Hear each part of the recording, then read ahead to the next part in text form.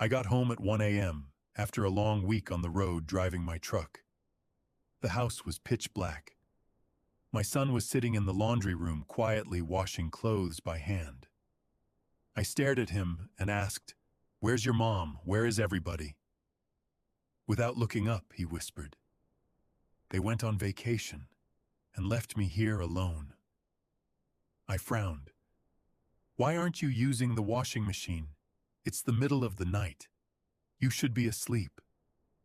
Then he slowly rolled up his sleeves and pant legs, revealing bruises all over his body. But nothing prepared me for what I found in my wife's bedroom the next morning. If you found your way here today, I'm glad you did. Tell me in the comments, where in the world are you watching from? I'd love to know. This story contains some fictional elements crafted for entertainment and to carry a meaningful message. Names and settings are not drawn from any specific person or place. But what this story has to say, I believe you need to hear. October 15th, 2024. 1:04 in the morning. I turned onto Marsh View Lane after 11 hours behind the wheel, and the first thing I noticed was that my house was dark in a way that houses aren't dark when people are sleeping inside them. Sleeping dark is soft. There's a porch light left on, or the blue flicker of a TV someone forgot to turn off, or a bathroom light upstairs because somebody got up for water. This was different. This was the dark of a place that had been emptied out and sealed up and left. No cars in the driveway, no porch light, no bedroom curtain with the warm edge of a reading lamp behind it.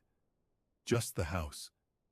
And from the side yard, one thin line of yellow light under the laundry room door, and the sound of the washing machine running. At 1 in the morning. I sat in the truck for a moment, with the engine off. 30 years of driving long haul teaches you to pay attention to things that don't fit the pattern. A load that rides wrong. A gauge that reads a little high. A house that's dark when it shouldn't be. I'd been ignoring small wrong things in that house for a long time. I was done ignoring them. I got out, unlocked the front door, walked to the laundry room. He was at the folding table, a full basket of clothes beside him, working through it with the steady, unhurried movements of someone who had done this alone many, many times before. His back was to me. He didn't hear me come in. "Owen!" He spun around so fast he knocked a shirt off the table. When he saw it was me, two things happened on his face. At once, relief flooded in, and right behind it, panic. "Dad!" His voice came out high and tight. "You weren't supposed to be back until Sunday." I know," I said. "The delivery schedule moved up, I figured, or maybe..." He picked up the fallen shirt, started folding it again, hands working fast. "I was going to have everything put away before you got home. You're not going to be mad, right? I've got it handled." I looked at my son. Really looked the way you don't when you've been telling yourself everything is fine. He was thinner. Not a little thinner, the kind of thin that happens when a person isn't eating enough, or sleeping enough, or being treated like a person enough. His wrists looked like something I could circle with one hand. His face had the careful, braced expression of someone who had learned to manage whatever came through the door. He was 16 years old, and he looked like a man waiting for bad news. "Everyone?" I asked. My voice came out steadier than anything inside me felt right then. He set the shirt down, shrugged with one shoulder, the shrug he'd always used when something was too heavy to lift with both. "They went on a trip. Left Tuesday." "A trip?" "Beach, I think. There's a note on the fridge." It was in Serena's handwriting. 3 lines. That was all. "Family trip. Back Sunday. Cash in the drawer for food. Owen knows where everything is. No, we'll miss you. No call if anything comes up. No acknowledgement that they had left a 15-year-old boy alone in a house for 5 days, like a houseplant that could water itself. Just cash in the drawer. Like leaving instructions for the mail to be held." My chest tightened so hard I had to set my hand flat on the counter to keep it steady. I folded the note once along its crease and slid it into my shirt pocket. Then I walked back to the laundry room. "Go wash your hands," I said. "I'll finish this." Owen stared at me like I'd spoken in a language he didn't recognize. "Dad, it's fine, I only have a few more." "Owen?" I kept my voice the way you keep a truck on ice, slow, even no sudden moves. "Go wash your hands, son. I've got it." He opened his mouth, closed it, set the half-folded shirt on the table. "Okay," he said. "Just that." And he left. I stood at that folding table and finished my son's laundry at 1 in the morning. Every shirt I folded felt like a piece of evidence in a case I didn't have all the facts for yet, but was starting to understand the shape of. When the basket was empty, I turned off the light and sat down on the floor of the laundry room with my back against the wall. Dark, quiet. Just the hum of the dryer finishing its cycle. I thought about every phone call home for the past 3 months. Every time Owen said, "I'm fine," Dad in that voice I'd accepted because I needed to. Every time Serena said he's doing better, and I let myself believe it, because the alternative meant I'd been failing my son from 600 miles away. Something cold and very deliberate finished assembling itself in my chest. I didn't know yet how much I didn't know. That was about to change. But first, I was going to need to see my boy's face in the light. And I was going to need to make him breakfast. 5 o'clock came without me sleeping. I'd been at the kitchen table since 3 with a cup of coffee that had gone cold, watching the window go from black to the gray-purple that comes before sunrise in South Carolina in October. When I heard Owen's door open upstairs, I got up and started cooking. Scrambled eggs with cheddar and green onion, the way Claire used to make them. Owen came down in socks and a sweatshirt, hair going sideways, and stopped at the bottom of the stairs when he saw me standing at the stove. "You cook," he said. "Occasionally," I said. "Sit down." He sat at the table, not at the counter, not at the far end. Right next to me, the chair that had always been his since he was 3 years old. He looked at the plate I set in front of him the way a person looks at something they're not sure they're allowed to have. "When did you last eat a real meal?" I asked. His jaw went tight. "I eat, Owen. I eat what's left after dinner." He picked up the fork, set it down again. "Sometimes there isn't much left." I put my hand flat on the table. "Tell me about the last 3 months. Not the version where everything's fine. The real one." He looked at his plate for a long moment. Then he took a breath that shook on the way in, and he started talking. "They make me get up at 4, every morning." His voice was low, and even the voice of someone reporting facts, not asking for sympathy. "Clean the floors, the bathrooms, the kitchen. Gloria checks everything. If the stove isn't perfect, she makes me do it over. She stands there and watches and tells me I'm doing it wrong even when I'm not." He picked up the fork and forced himself to eat a bite like he needed something in his stomach to get through what came next. "I cook breakfast. For all 5 of them.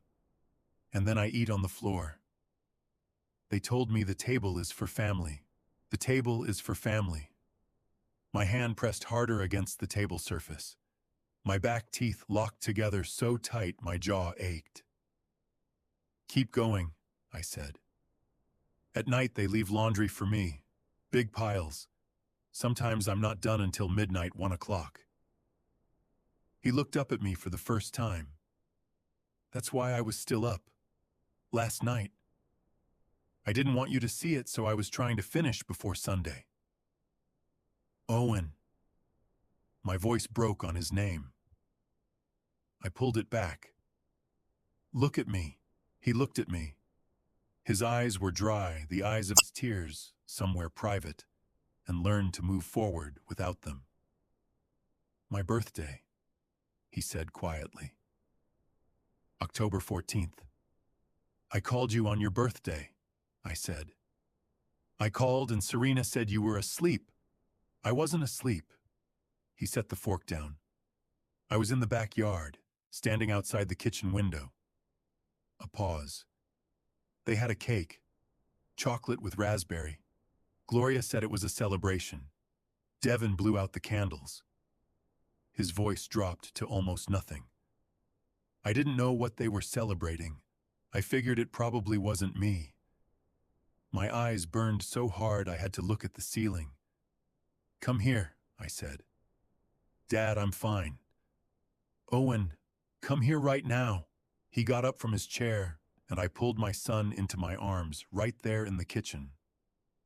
He was too thin, I could feel every rib, and when I held on, he grabbed the back of my shirt with both fists and made a sound I'm never going to forget.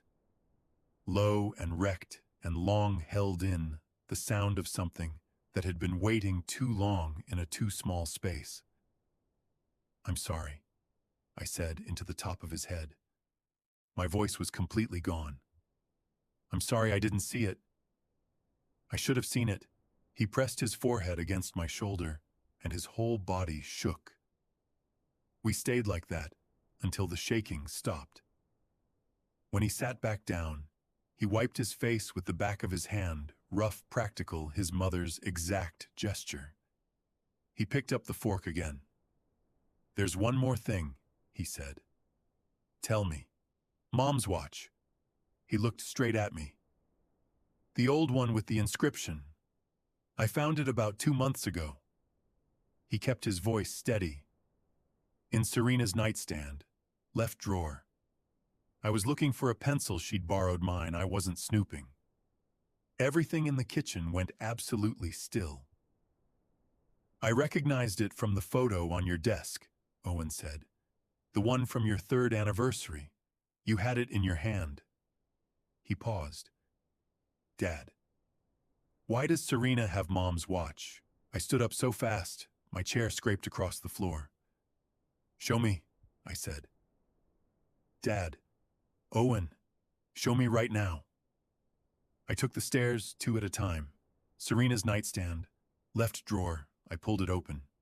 There it was, on top of a folded scarf, like it was nothing, like it was just an object that belonged there. I picked it up with hands I couldn't keep steady. Opened the case.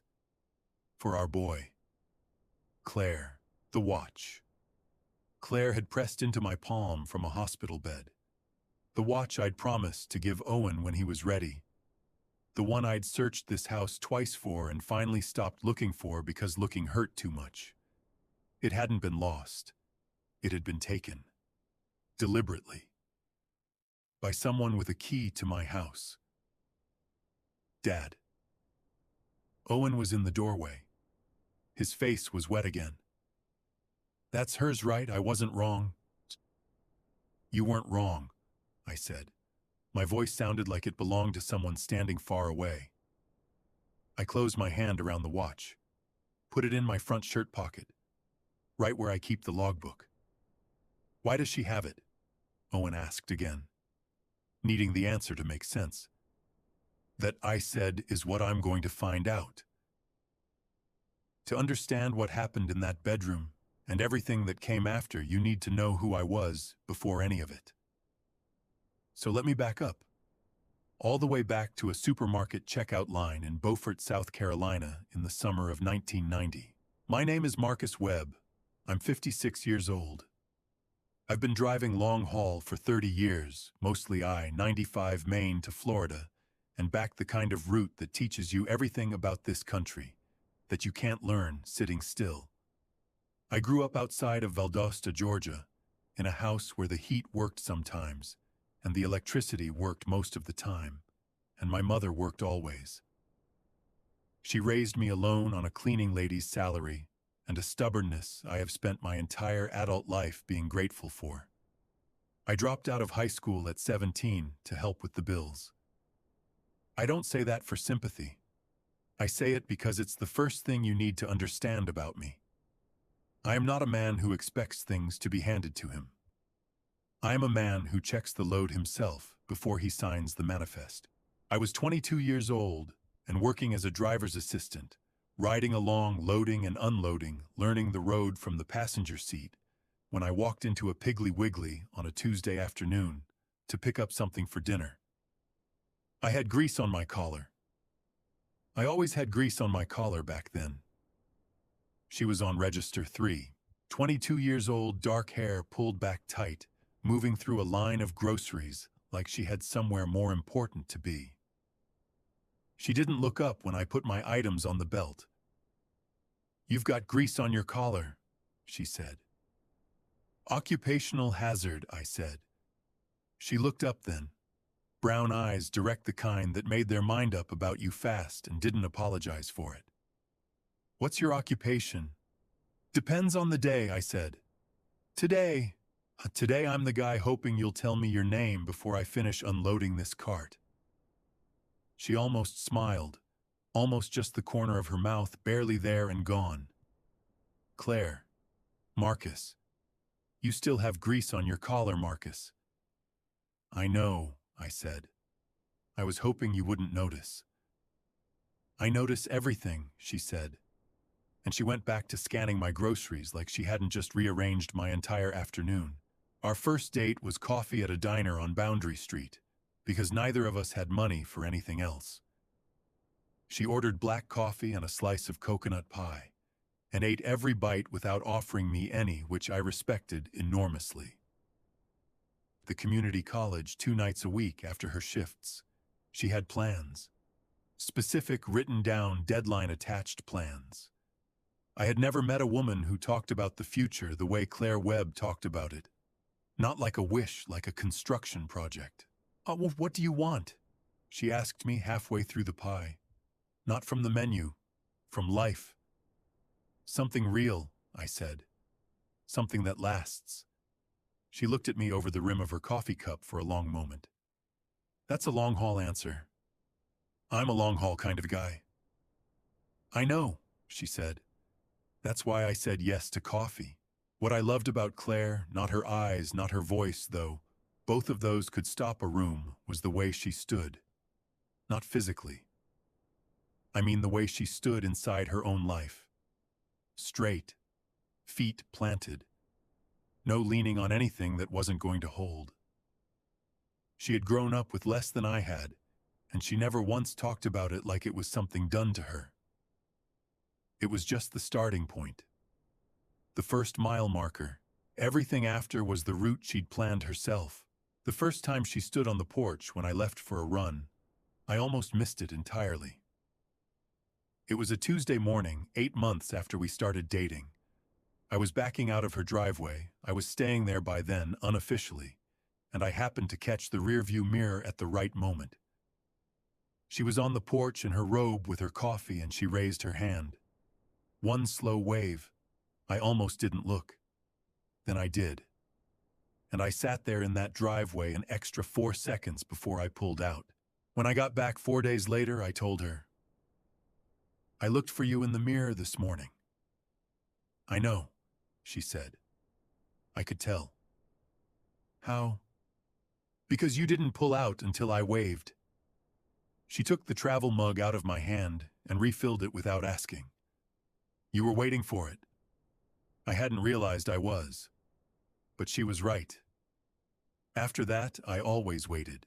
We got married in 1992 at the Beaufort County Courthouse with Ray Kowalski as our witness and a Denny's Grand Slam as our reception. Claire wore a blue dress she'd made herself on a borrowed sewing machine.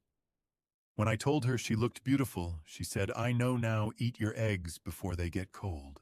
That night, across a sticky diner table, she looked at me with those direct brown eyes and said, "We're going to build something real, Marcus. It's going to take a while, but we're going to build it right." She was right about the first part. And the second. What she couldn't have known, what neither of us could have known that night, was how long the while would turn out to be. And what it would cost us before we got there. Claire and I had a rule we set the night we got married. Sitting in that Denny's booth with bad coffee and honest intentions, we don't bring a child into a life we haven't built yet. Not because we didn't want kids. God, we wanted kids. But we'd both grown up watching what happens when people have children before they have ground under their feet, and we weren't going to do that to anyone we loved. So we made the agreement. We build first.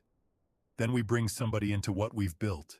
What we didn't know was how long the building was going to take. I got my CDL Class A, the heavy stuff, semi-trucks and tankers, and anything over 80,000 pounds. I came home waving the license like I'd just won the lottery. "We're getting there," I told Claire. "We're getting there," she said. She took the license out of my hand and taped it to the refrigerator door right next to her accounting certificate. 2 pieces of paper that represented about 6 years of work between us. "Look at that," she said, stepping back to look at them side by side. "Not bad for a couple of broke kids from Georgia," I said. She turned around and put both arms around my neck and kissed me the way she did when she meant it all the way down to the floor. "Not bad at all," she said against my mouth. We bought the house on Marshview Lane for cash. No mortgage, no bank with a claim on it. Ours outright, the way my mother had always said property ought to be owned. Claire stood in the empty living room the day we got the keys and cried. Not quietly, she pressed both hands over her mouth and cried so hard her shoulders shook, and I stood next to her and let her because I understood exactly what it meant. We had grown up in houses that belonged to other people. We had spent 16 years making sure this one would belong to us. "No mortgage," she kept saying through her hands. "Marcus, no mortgage." "No mortgage," I confirmed.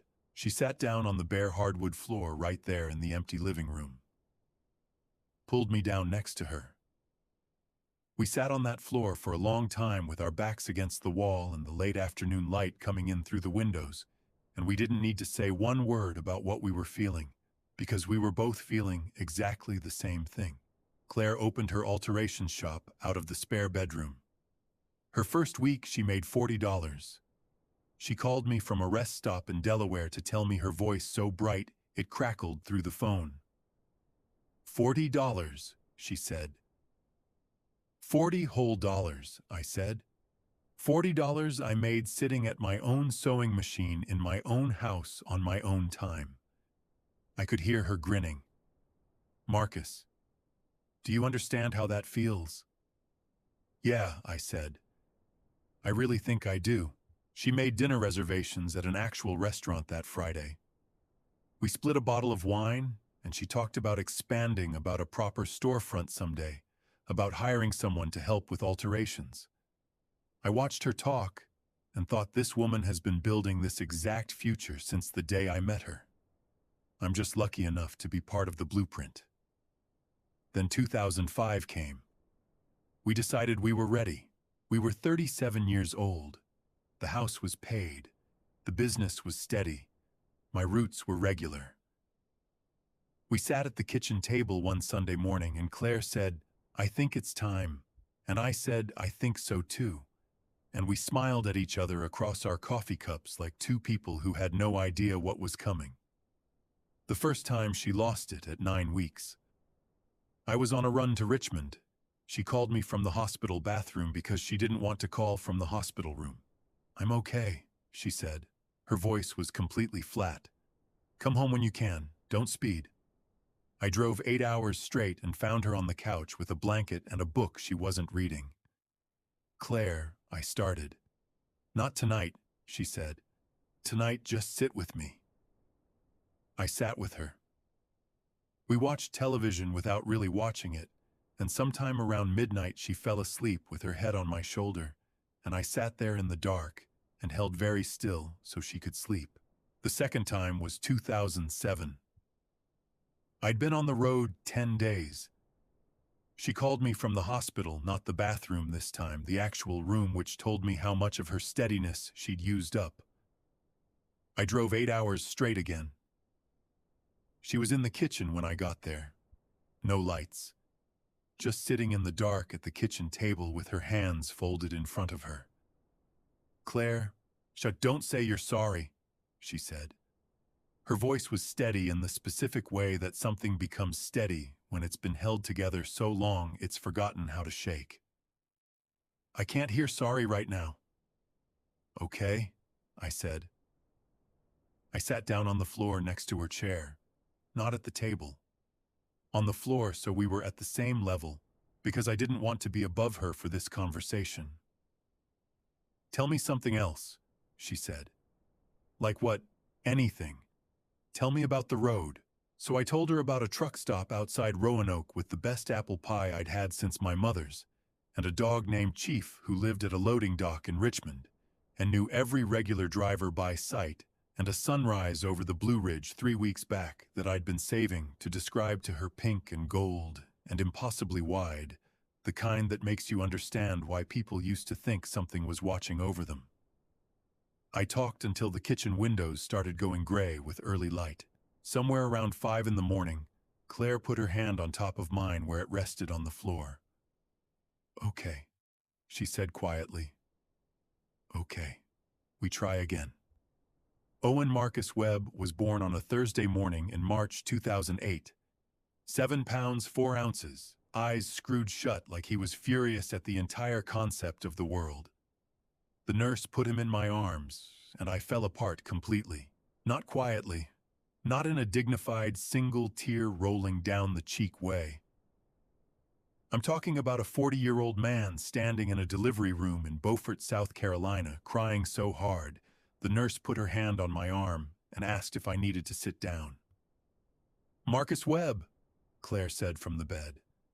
She was pale and exhausted, and more beautiful than anything I'd ever seen in my life. Are you crying? No, I said. You absolutely are. I'm not crying. I looked down at this small, furious, perfect boy we had waited 18 years for, and my voice quit working entirely for a moment. I just wasn't ready for him to be real yet. He's real, Claire said softly. Yeah. I pressed my cheek against the top of his head. He smelled like something I didn't have a word for. Yeah, he really is. When Owen was 3, he asked Claire why she called him my partner, instead of what other moms called their kids. Because we're a team, she told him, settling him in her lap. Dad drives the road. You and me hold the house. That's our job while he's gone. You understand? He nodded with the gravity of someone signing an important document. He was 3 years old. What's the best part of your day? She asked him. You, he said. That's cheating.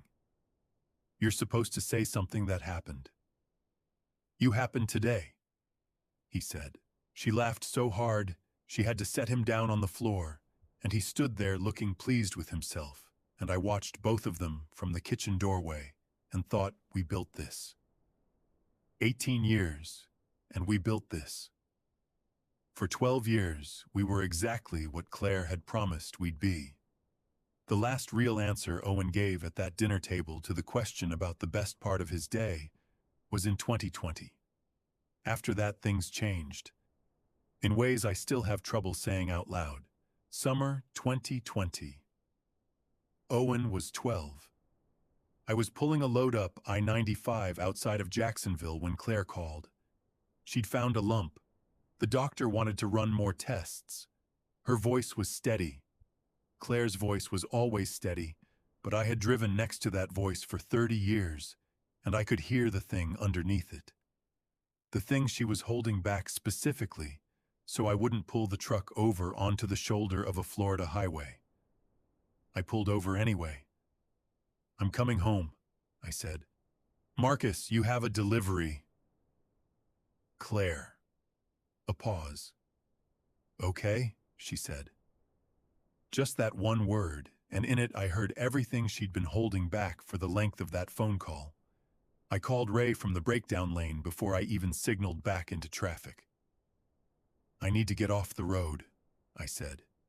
Claire's sick. I don't know how sick yet, but I need to be home. Ray didn't ask questions. That's the thing about 20 years of friendship, it teaches a man when questions are not what's needed. I can cover your roots, he said. No preamble, no negotiating, just straight to it. Ray, I can't ask you to... You're not asking. I'm telling. His voice went firm in the way it did when he'd already made up his mind and was just waiting for me to catch up. She's your wife. Owen's your kid. Get off the road. I need the income. Dennis and I will figure something out on our end. You go home and you stay there. A brief pause. That's what people do, Marcus. Now go. I went home. I stayed home for the next 18 months. And I will be grateful to Ray Kowalski for that until the last day I ever drive. The diagnosis was breast cancer, stage 2. The doctors were cautiously optimistic, which is medical language for we have reason to hope, but we are not going to promise you anything. Claire heard the cautious optimism and focused on the optimism. That was her way.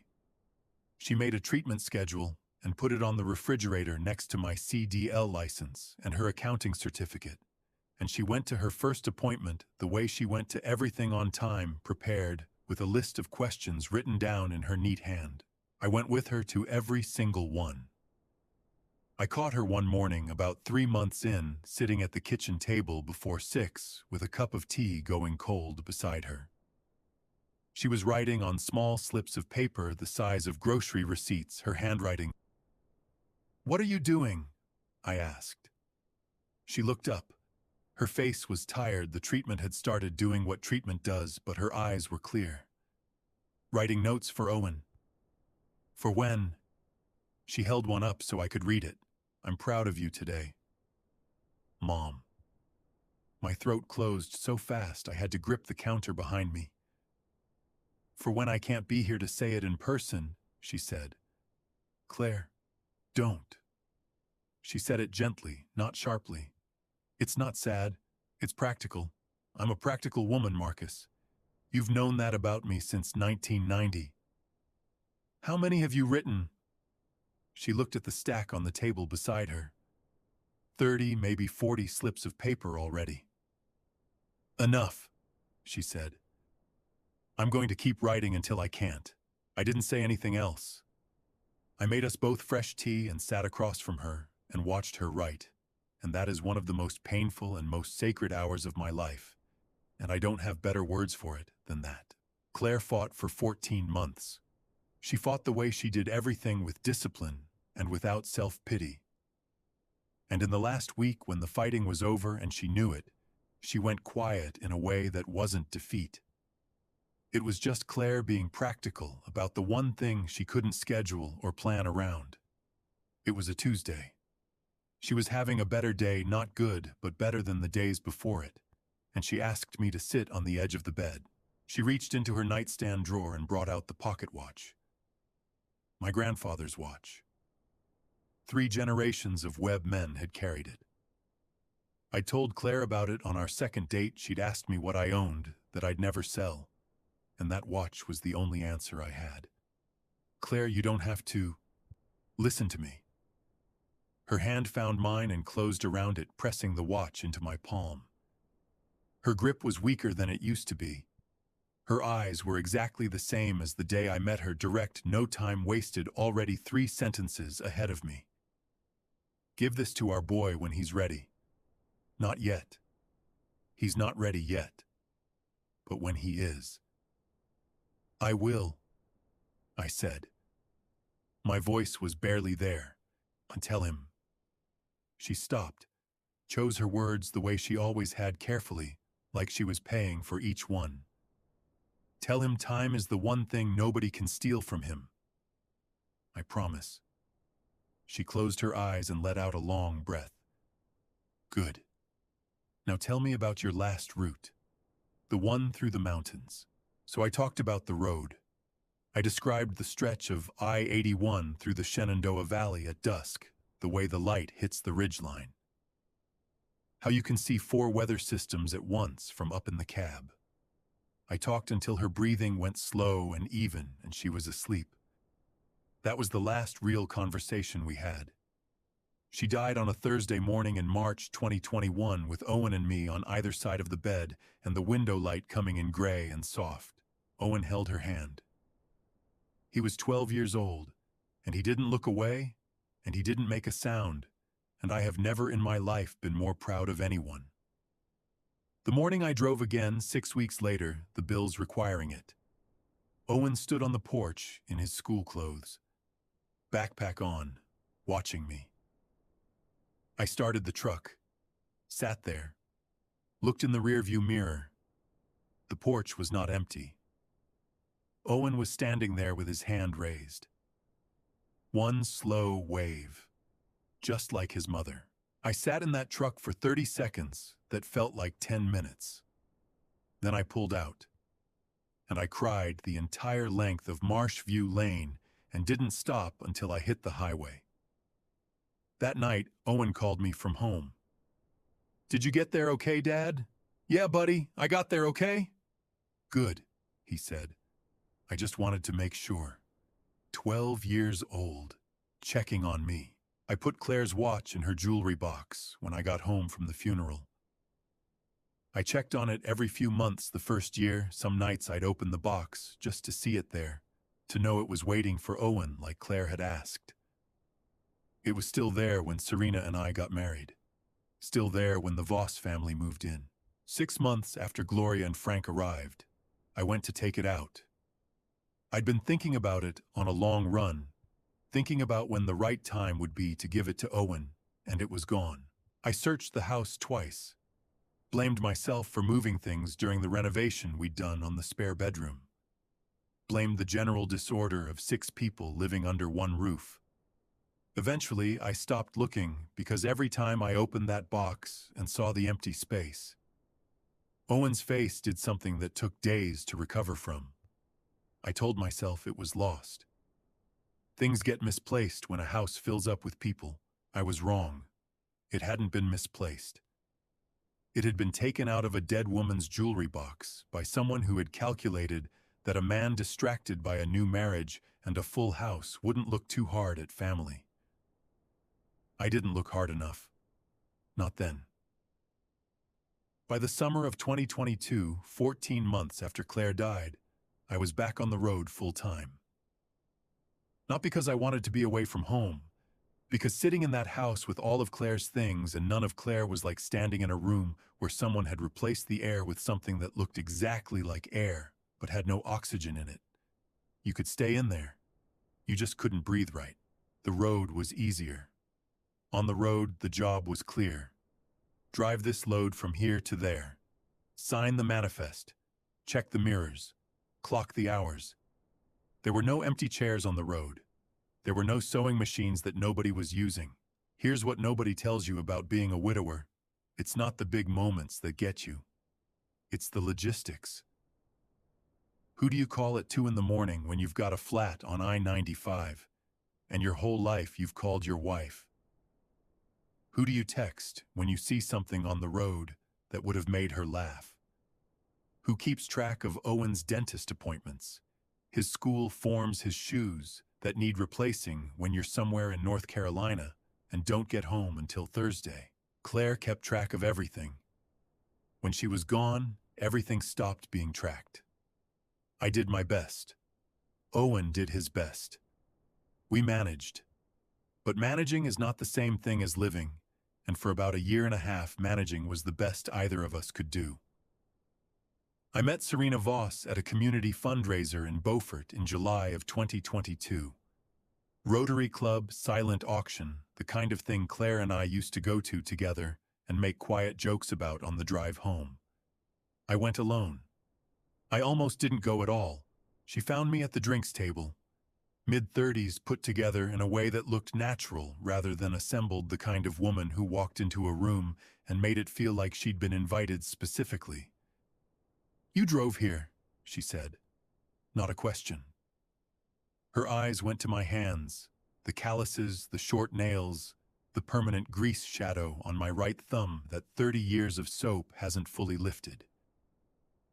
"Always drive," I said. "Long haul, mostly. My uncle drove long haul for 20 years out of Memphis." She tilted her head just slightly. "He said there's no better education." You see everything from up there, how people live, what they throw away, what they fight to keep. He's not wrong, I said. What do you see? She asked. And she asked it like she genuinely wanted to know. Like my answer mattered to her in a personal way. For 20 minutes, and she listened to every word and asked 3 follow-up questions, each one better than the last. I drove home thinking that's a woman who pays attention. I was right about that. I was wrong about why. The second time I saw her was at a Chamber of Commerce breakfast 6 weeks later. I was at the coffee station when she appeared beside me and set a cup in front of me before I'd touched the carafe. "Black, no sugar," she said. I looked at her. "You remembered." "I pay attention to people." She sat down across from me at the nearest table, easy and unhurried, like the seat had been saved. "It's a habit." I thought it was a generous habit. I thought she was a woman who cared enough about other people to store the small things about them. I thought about Claire saying, "I notice everything across a supermarket checkout belt in 1990, and I felt something I'm not proud of, feeling a small, disloyal relief that someone in the world still noticed things about me." That's the thing about loneliness. It doesn't announce itself. It just quietly lowers your defenses until you don't notice they're down. I told Owen about her in October. He was at the kitchen table with his textbook sophomore year, just started 15, and growing so fast I kept having to look twice. "She seems nice," I said. He didn't look up. "Is she?" "I think so." "You think so, or you know so?" I stood there for a moment looking at my 15-year-old son asking me the question I should have been asking myself. "I'm still getting to know her," I said. "Okay." He turned a page. "Let me know when you know so." He went back to studying. He didn't say he was glad, or that sounded good, or anything that suggested he was looking forward to it. I told myself he was being a teenager. Teenagers are territorial about their surviving parent. I'd read that somewhere. I kept reading the wrong things. What I didn't know then, what I only put together much later, sitting in a truck cab in the dark, with a black notebook in my lap, was that Serena Voss had not found me at that drinks table by accident. Her mother Gloria had identified me 14 months earlier. 2 months after Claire's funeral. A widower with a paid-off house, a steady income, no family nearby, and a teenage son described in Gloria's handwriting as manageable. Serena had been pointed at me like a compass at true north, every event she appeared at, every gathering, every time I turned around at something, and she was already there, already smiling, already knowing my order. I thought it was fate. I thought the universe was doing something kind for once. I was wrong about what it was. I stopped asking the questions I should have asked, and by the time I started asking them again, they had been living in my house for 18 months, and my son had learned to wake up at 4 in the morning. We got married in the spring of 2023. Small ceremony. Ray and Dennis drove up from Savannah. Earl and Betty Morrison came from next door, still smelling like Betty's garden, a few guys from the depot in their good shirts. Owen stood next to me in a borrowed tie and shook Serena's hand at the reception, like he was completing a transaction he hadn't agreed to. I should have paid a lot more attention to that handshake. The night before, I was sitting on the edge of my bed, trying to figure out cufflinks. I owned one pair. Claire had given them to me, and I hadn't worn them since her cousin's wedding in 2015. Owen came in and sat at the foot of the bed, watching me wrestle with them. "You nervous?" he asked. "Little bit," I said. I'm not the one getting married." "Owen, I know, Dad." He looked down at his hands in his lap, quiet for a moment. "I know you're not replacing her. I'm not. That's not what this is." "I know." He picked at a thread on his sleeve. "I just hope she's good to you." He said you, not us. I noticed it registered it the way you register a gauge reading slightly high, and then I filed it under teenagers being teenagers and went back to the cufflinks. That was the wrong place to file it. The ceremony lasted 22 minutes. Serena wore a cream dress and smiled the whole time with her eyes as much as her mouth, which I had always taken as a sign of genuine feeling. The reception was dinner at a restaurant on Bay Street. Good food, good wine, Earl telling a story about the time he chased a raccoon off his roof at 2 in the morning that had everyone laughing. Owen sat at the end of the table and ate his food and was polite to everyone and didn't say much. 3 weeks later, Serena came to me on a Sunday evening with a soft voice and a reasonable case. "Mom's lease is up," she said, "and Dad's knee has been getting worse. The stairs at their apartment are becoming a real problem." "How long are we talking?" I asked. "A few months, just until they find something more suitable." She put her hand over mine on the table. "Marcus, they have nowhere else right now. They're family. Your family too now." I looked at our joined hands. I thought about Owen upstairs doing homework. I thought about the fact that this house had 4 bedrooms and 2 of them were empty. "Okay," I said. "A few months." Gloria and Frank Voss arrived with a moving truck the following Saturday. Darlene came 2 weeks after that, just temporarily while her roommate's situation sorts itself out. Devin came with Serena. He'd been staying with Gloria anyway, she explained. It made more sense for him to be here. Just like that, a household of 2 became a household of 6. That first week, Gloria cooked every single night. Real meals, pot roast on Monday, biscuits and gravy, Tuesday a chicken casserole, Wednesday that Frank said was her grandmother's recipe. She asked me about my routes, my schedule, whether I preferred my coffee in a mug or a travel cup for early mornings. "You work too hard," she told me one evening, setting a plate in front of me with both hands like she was presenting something ceremonial. "A man your age out on that road all week. You need people looking after you." "I'm fine," I said. "Of course you are." She smiled, warm, patient, the exact temperature of a smile that has been calibrated for maximum effect. "But fine isn't the same as taken care of, is it, Marcus?" I ate every bite and told her it was the best pot roast I'd had in years. She beamed like I'd handed her something she'd been waiting for. I didn't understand then that she was filing everything I said. Every preference, every soft spot, every place where a decent man could be managed if you knew where to press. Every time I came home from a run that fall, the house was warm. Serena at the door. Gloria waving from the kitchen with a dish towel over her shoulder. Dinner ready. Devin at the living room table with textbooks open. The kind of scene you'd use in an advertisement for something wholesome, family values, home cooking, a man who has people waiting for him. "How's Owen?" I'd ask every time first thing. "I'm better every day." Serena would say, warm and easy. "It just takes time with blended families. You know how it is." I believed her. Every single time I walked through that door, I believed her. What I didn't know, what I only learned later piece by piece, was that Devin had a post at the upstairs window when I was due home. The moment my truck appeared on Marsh View Lane, he'd come to the top of the stairs and say one word. "Coming." And in the time it took me to park and walk to the front door, the entire performance reset.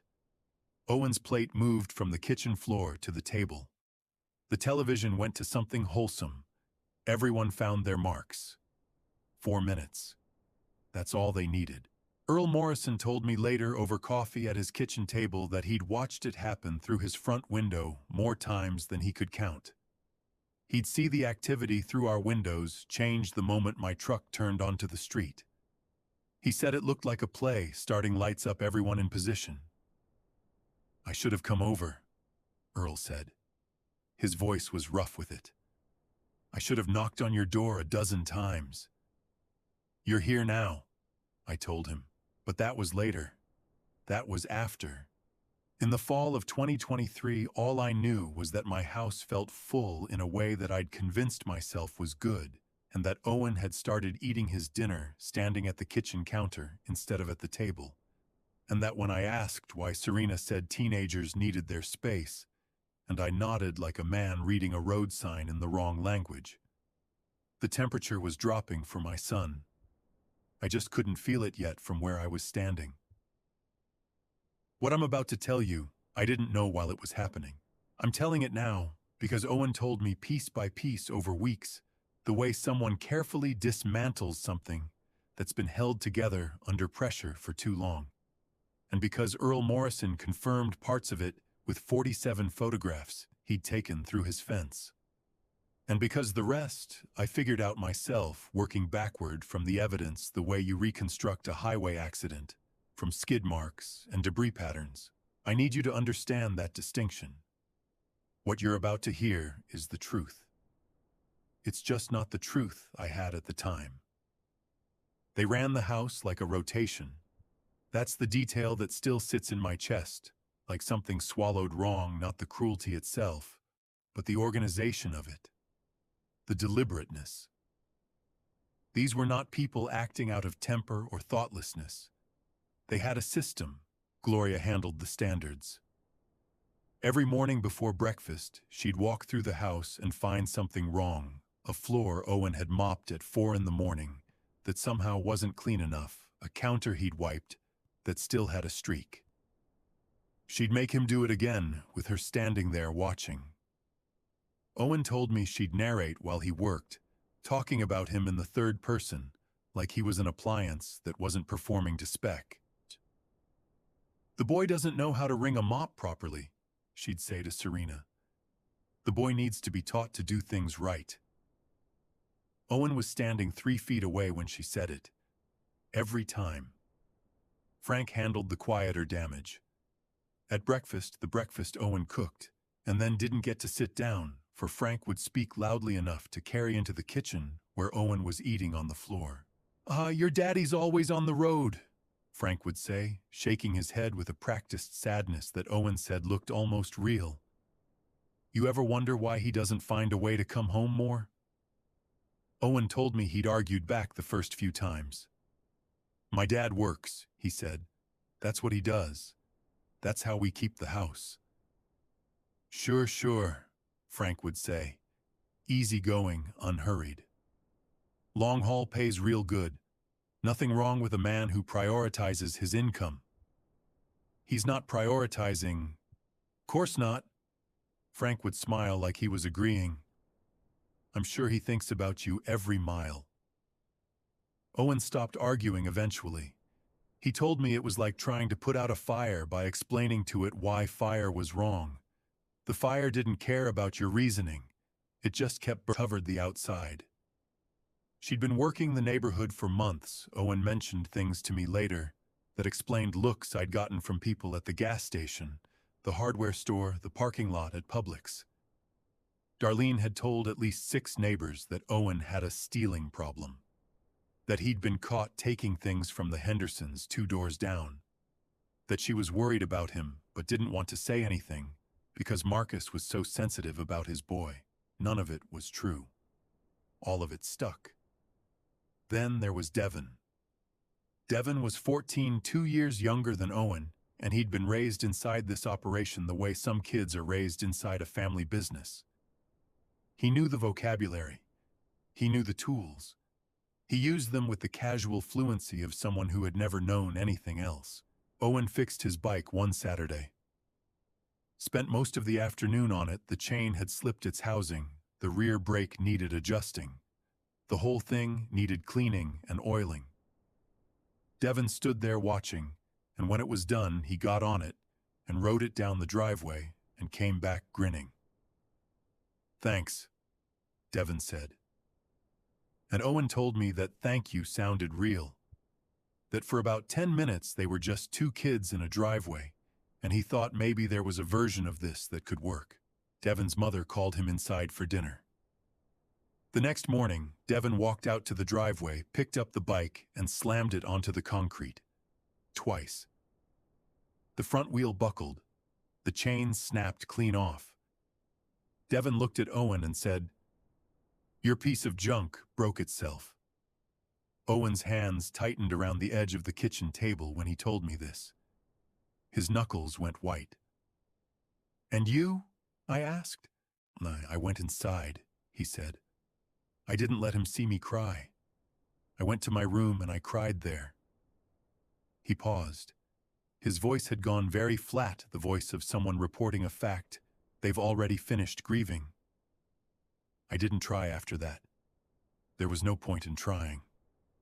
When Owen described the midnight laundry, cold water hands going red and stiff working through the pile alone at 1 a.m, I heard Claire's voice as clearly as if she were standing behind me. "Not yet, baby. Your hands are still too small for hard work. That's my job right now. Your job is just to grow up happy." I looked at my son's hands across the kitchen table. 15 years old, knuckles rough, palms starting to callous in the places that callous when you do physical work regularly. His hands weren't small anymore, and he hadn't grown up happy. Not this past year. And I could sit here and put all of that on Gloria and Frank and Serena and Devin, and I would be right to do it. But I'd also be leaving out the part where his father was gone 4 days out of 7 and called home every night and accepted the word of the people running the operation that everything was fine. I am not going to leave that part out. The shift system worked because I was gone. Full stop. And what I still hadn't told you, what I'm almost ashamed to say, is that before I came home early that October night and found Owen in the laundry room, they had already used my absence to turn me against my own son. Not in a dramatic way. In a quiet, incremental, perfectly managed way. That's the part I have to tell you next. Early 2024, I started taking longer routes, staying out longer between runs home. I told myself it was the money, winter rates were good. The holiday freight hadn't fully cleared the system, yet there was work to be had. The real reason was something I couldn't say out loud at the time.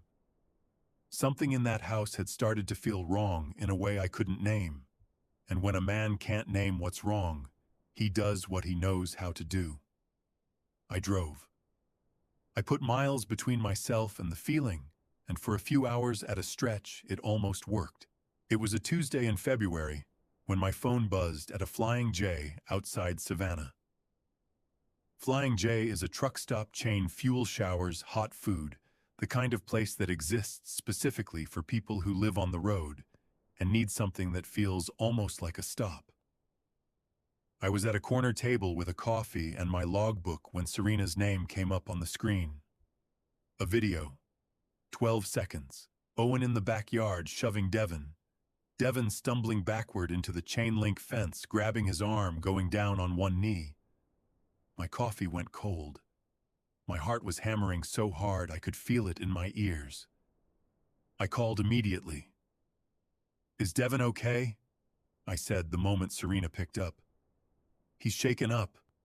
Her voice was tight and controlled, the voice of a woman managing a difficult situation. "Marcus, this isn't the first time. Owen has been..." "Put Owen on." A pause. Footsteps. Then Owen's voice, careful and flat. "Hey, Dad. What happened out there?" Owen stopped. "Did you push Devin?" The pause before he answered lasted long enough to break something in my chest. "Yeah," he said. "I did. That is not how I raised you. You understand me? That is not what we do in this family." "I know," Owen said. Flat, quiet. The voice of someone who has heard a verdict and is simply waiting for the sentence. "We're going to talk about this when I get home." "Okay, Dad." I hung up, sat in that Flying J for 30 minutes staring at a logbook I could not bring myself to write in, feeling like the worst father in 4 states. I did not think to ask what happened in the 10 seconds before Devin started filming. When I got home 2 days later, I sat Owen down at the kitchen table with the seriousness the situation deserved. His eyes went to the floor the moment I started talking. "Oh, look at me," I said. He looked up. Missed at the time, the thing I can see clearly now, what was on his face was not guilt. It was patience. The particular exhausted patience of someone waiting to find out whether this conversation is going to be different from all the other conversations. "You want to tell me what happened?" I asked. "Not really." "Owen, it won't matter what I say, Dad." He said it without anger, without tears, without any energy at all behind it. Just a statement of observed fact. "It's already decided." "Nothing is decided. Talk to me." "Okay," he said. And then he said nothing else, because he had already learned, and this is the part that I will carry with me for the rest of my life. He had already learned that talking to me didn't change anything. Not when the other side had already told their version first. I thought he was being a difficult teenager. He was being a kid who had given up on being believed. The paper came in March. A Thursday evening, 2 days before my run to Jacksonville. Serena set a single sheet on the table while I was finishing dinner. "What's this?" I asked. "A financial power of attorney." She sat down across from me, relaxed, easy, nothing urgent in her posture. "So I can handle bills and accounts while you're on the road. Right now, if something comes up, I have to wait for you to call back, and sometimes the window is tight. A financial power of attorney in the United States gives another person legal authority to make financial decisions on your behalf. Sign checks, access accounts, manage assets. It is a serious legal instrument." I didn't fully think through what I was looking at. "I'll have Dennis look at it," I said. Of course, of course." She smiled. "It's just a quality of life thing. So I can help more while you're gone." I picked up the pen. My phone rang. Ray. Early pickup on the Jacksonville run, leaving at 5 instead of 7. I walked to the hall to take the call, and when I came back 10 minutes later, the table was cleared. Paper and all. "We can do it when you get back," Serena said from the kitchen doorway. "Sure," I said. I thought nothing of it. I know now that putting that pen back down on that table was the single luckiest thing that happened to me in 3 years. October came. The Charleston job cataloging inventory for a distribution center, 3 weeks of work, the biggest single contract I'd had all year. I started loading the truck on a Monday morning. Serena came out to the driveway smiling, and the smile was a degree or two too bright, the way a fluorescent bulb gets just before it burns out. 3 weeks, I said. Maybe less. "Take your time," she said. "We'll be perfectly fine here. I know you will." I hugged her. Over her shoulder I could see Devin standing on the porch. He was grinning not at anything, just grinning the way a person grins when something they've been waiting for is finally starting. I thought he was just a kid being a kid. I know now what he was waiting for. I drove south on I-95 with country radio on low and my logbook on the dash, and that particular feeling that comes at the start of a long run, half freedom, half loneliness, neither one winning.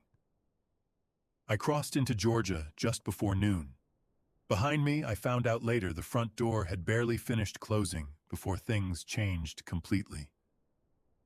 I didn't know that yet, but in 19 days, a client dispute would freeze my contract and send me home 3 days early, and I would pull onto Marsh View Lane at 1:04 in the morning and find a thin strip of yellow light seeping under a laundry room door and the sound of a washing machine running at an hour when no one should be awake. And everything I thought I knew about my own house would need to be rebuilt from scratch. Before I show you what I found in that suitcase, comment the number 10, so I know you're still with me. Because what came next changed everything. Note this story contains fictional elements woven in for storytelling purposes. Some details may not reflect any single event. If that's not for you, it's okay to step away now. October 15th, 2024. 8:40 in the morning. Owen had left for school 20 minutes ago. I'd walked him to the door, watched him go down the front steps with his backpack, and said nothing about what we'd talked about at breakfast, because some things need to settle before you touch them again. I stood at the kitchen window until he turned the corner at the end of Marshview Lane. Then I got out my notebook. Not a legal pad. Not a notes app. The actual small spiral notebook I carry in my left shirt pocket on every run, where I log departure times, delivery windows, way station numbers, anything that needs to be documented and might matter later. A truck driver lives by what he can prove. I'd been living in this house for 18 months, signing my name to things I hadn't verified. That ended this morning. A truck driver lives by his inventory. You don't assume the manifest is accurate just because someone handed it to you. You open the trailer yourself. You count the pallets. You check the weight against the paperwork. You sign your name to nothing you haven't confirmed with your own hands. I'd been signing my name to this household for 18 months. Time to open the trailer. I started in the kitchen. Junk drawer first, the universal hiding place, the place where things end up, because nobody wants to make a decision about them. 3 keys I didn't recognize. A receipt from a jewelry appraiser in Columbia, South Carolina, dated 4 months ago. I don't own jewelry. I wrote down the appraiser's name and address. Bedroom next. Serena's side of the dresser. In the back of the top drawer behind, folded scarves, 3 debit cards. None of them in Serena's name. None of them in mine. A small key on a plain ring that didn't match any lock in the house that I knew of. I photographed everything with my phone before I touched anything, the way you photograph an accident scene before you move the vehicles. Then the closet. 2 suitcases side by side tucked behind the hanging clothes. I pulled the first one out. It was heavier than a weekend bag had any business being. Going somewhere, I said to the empty room. My voice came out harder than I intended. I unzipped it on the bed. Not beach clothes, not vacation packing. Winter coats, heavy boots, enough underwear and toiletries for 4 to 6 months. The kind of packing you do when you're not planning on coming back for a while. The second suitcase had a fat envelope at the bottom, thick as a paperback, rubber-banded tight dents with what felt like cash. And underneath the envelope, a small black notebook with a worn cover, the spine cracked, like it had been opened and closed hundreds of times. I sat on the edge of the bed and opened it. The first page was a list. 7 names arranged in neat columns: age, occupation, estimated assets, marital status, family situation. The handwriting was small, precise, and entirely confident. My name was 4th. Marcus Webb, 56, long haul CDL, house paid, truck paid, life insurance verify, widowed 2021, 1 teenager manageable, no close family nearby. Next to my name, a small, neat check mark, and 1 word, active. Below my name, 2 more entries. No check marks, just names and question marks. People who hadn't been gotten to yet. I was not the destination. I was a stop along the route. I turned the page. At the top, underlined Edna Pruitt, Nashville, Tennessee. Widowed. Assets unknown but substantial. Lonely. No local children. Looks promising. This was not a family document. This was a hunting log, and it had been sitting in a suitcase in my bedroom closet, half-packed and ready to move. I closed the notebook, put it in my shirt pocket with the logbook. Then I went to find Owen's phone. I found it behind the stock pots in the lower kitchen cabinet under a folded dish towel, placed with the specific deliberateness of something that needs to be accessible but invisible. I plugged it into the charger on the counter and waited. When the screen came back on my throat, closed up so hard, I had to grip the counter with both hands. 157 school notifications. 17 missed calls from my number. And a text from a contact saved as Jordan. Dude, you okay? You haven't been at the lunch table in like 2 months. People are asking about you. My son had been unreachable to his school, to his friends, to me for months.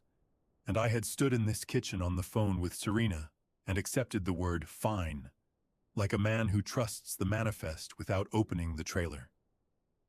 I went to the camera roll. One video, 38 seconds, shot from below the angle of someone holding a phone low and keeping it still. Devon in the backyard, standing over a bicycle. Owen's bicycle, the one he'd spent a Saturday afternoon repairing. Devon picked it up and dropped it onto the concrete. Picked it up and slammed it down hard. Once. Twice. The front wheel folded. The chain snapped and skittered across the driveway. At the end, Devon looked directly into the camera. He was smiling. Below the video in the caption field, Owen had typed a note to himself. In case Dad doesn't believe me. October 3rd. In case Dad doesn't believe me, my 16-year-old son had been building a case, alone in secret, without telling me, without asking me for help, because he had watched me take their word over his enough times that he wasn't sure I would take his word at all. I set the phone face down on the counter.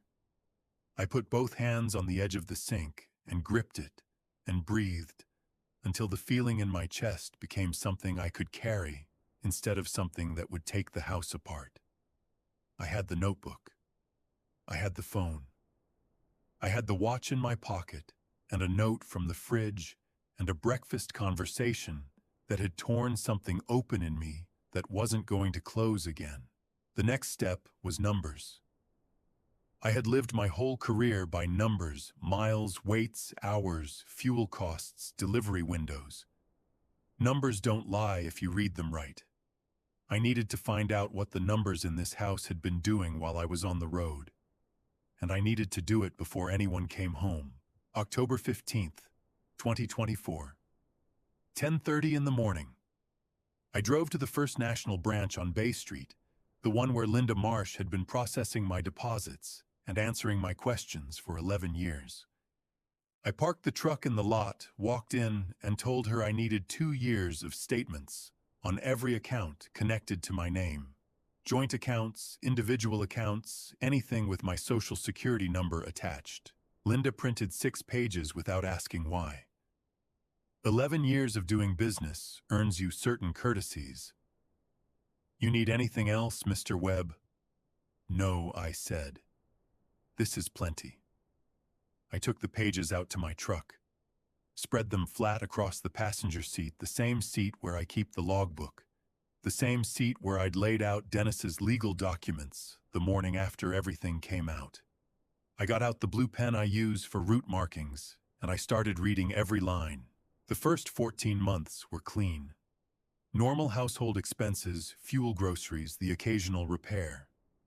Then 9 months after the wedding, a transfer appeared. $800 to an account number I didn't recognize. I kept reading.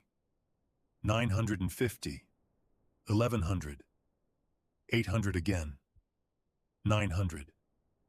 The amounts varied, but the pattern was consistent, regular, unhurried, and never not once over $1,200.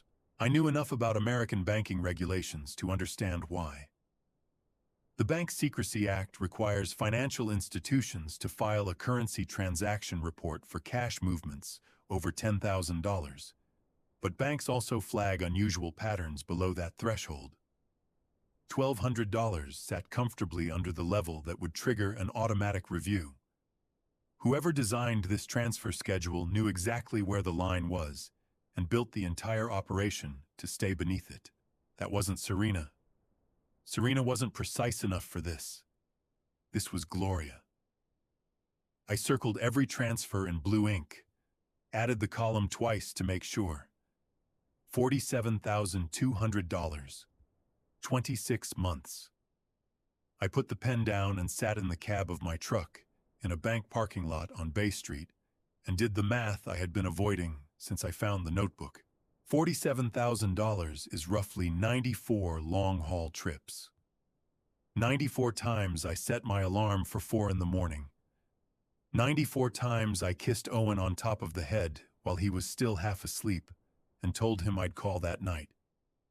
94 times I started the engine and backed out of the driveway and drove 12, 14, 16 hours through the night with a thermos of gas station coffee and the radio for company.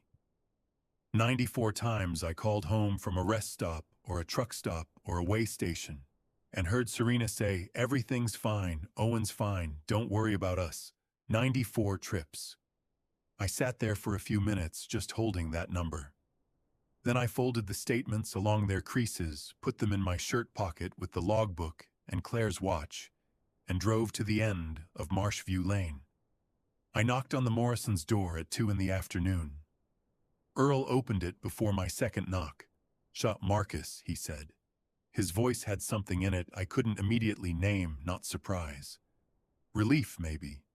The relief of a man who has been waiting for something overdue. "Earl, you got a few minutes?" He pulled the door fully open and stepped back without a word. Betty was already in the kitchen. The coffee was already made, 2 mugs set out on the table like they'd known I was coming before I'd known it myself. "How long have you been waiting for me to come over?" I asked. Betty set a mug in front of me, and when she looked up, her eyes were wet at the corners. "Long enough?" she said.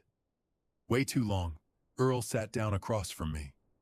He put both hands flat on the table the way a man does when he's about to say something he's been rehearsing. "I want to say something before I say anything else. I almost came to your door a dozen times. Betty stopped me most of them. She said it wasn't our place to get between a man and his family." He shook his head slowly. "I've decided that was wrong. I should have come over. I'm sorry for that, Marcus. I mean that." "You're here now," I said. "That's what I need. What do you have?" He reached into the drawer beside the refrigerator and pulled out a manila envelope, the kind you'd use for documents. He slid it across the table toward me. "I started in January," he said. "Betty thought I was being a busybody. I thought I was being a witness. I'm a retired cop, Marcus. I know what evidence looks like and I know what it's for. 47 photographs. Each one dated in blue ballpoint on the back in Earl's careful handwriting. Owen taking out the trash in complete darkness. The timestamp from the camera's auto display read 4:22 a.m. Owen sitting alone on the back porch steps with a bowl of food, the kitchen window glowing behind him, 5 people visible at the table inside. Owen in a short-sleeved shirt on a November morning, cold enough that Earl's own breath had fogged when he took the shot. I went through them slowly. My hands were steady. I made myself keep them steady. And then I turned over a photograph that made my hands stop completely. Owen standing outside the kitchen window, his forehead pressed against the glass, looking in. On the table inside a sheet cake, candles, Gloria's hands raised and clapping, Devon grinning with a fork. Earl's handwriting on the back, October 14th. The boy's birthday. "They had his birthday cake," I said. My voice came out from somewhere far away from my body. "They had his birthday cake without him." "He stood there 4 minutes and 11 seconds, Earl said quietly. I timed it. Then he walked to the back steps and sat down. Betty's voice broke apart. "I brought him zucchini bread." Her hand went over her mouth, then came back down, and she pushed through it. "It was all I had ready in the house. It wasn't anything. And he took it, and he said, 'Thank you, ma'am,' like I'd given him something extraordinary." Her shoulders shook. "Marcus, he thanked me for zucchini bread, the way a child thanks someone for the first kindness they've seen in weeks, because that's what it was.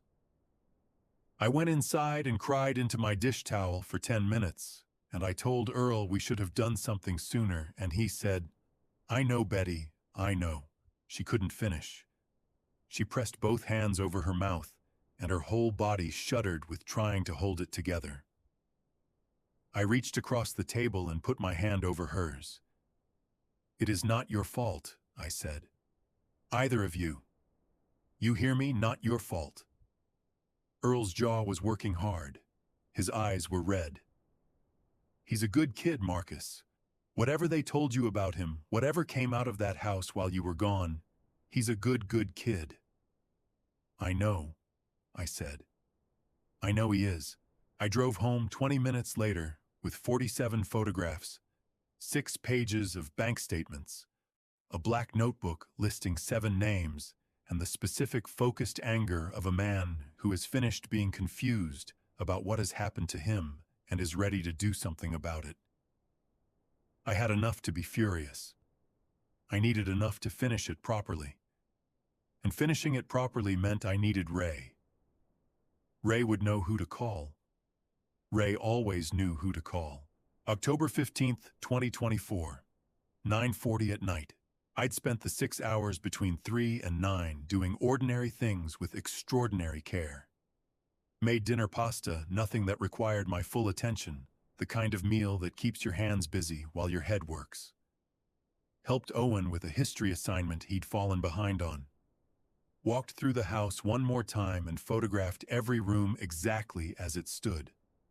Put the notebook, the bank statements, and Owen's phone in a Ziploc bag inside my own locked toolbox in the truck bed, the one nobody had a key to but me. By 9, Owen's light was off. I waited 40 minutes, then I went out to the cab. The truck was the one place in 30 years that had always been entirely mine. No one else's seat position, no one else's radio presets, no one else's coffee cup in the holder. Just the dark and the particular quiet of a man who has made up his mind. I called Ray Kowalski. He picked up on the second ring. "No, hello. You need me to drive or you need me to think," he said. 20 years of friendship teaches a person the difference between your regular calls and the ones that come at 9:40 on a Tuesday. "Both," I said.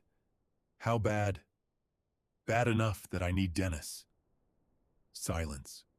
Ray and I had called Dennis exactly twice in 20 years. Dennis was not a casual phone call. "Give me the short version," Ray said. I gave it to him. 5 minutes, no editorializing. The watch. The notebook with my name 4th on a list of 7. The bank statements. The 47 photographs. The birthday cake on October 14th. The phone hidden behind the stock pots. The 38-second clip that ended with Devin looking at the camera and smiling. Ray didn't make a sound the whole time. When I finished, "Owen okay. He will be. You okay, I will be. 7 o'clock, he said. "Don't touch anything. Don't call anyone else. We'll be there at 7. A pause. "Marcus, last Christmas." Owen barely said 10 words at the table. I had a feeling something was wrong. His voice went rough. "I didn't say anything. That was wrong.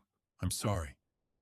"Ray, you're on the phone at 9:40 on a Tuesday night. That's enough." 7 o'clock, he said, and hung up.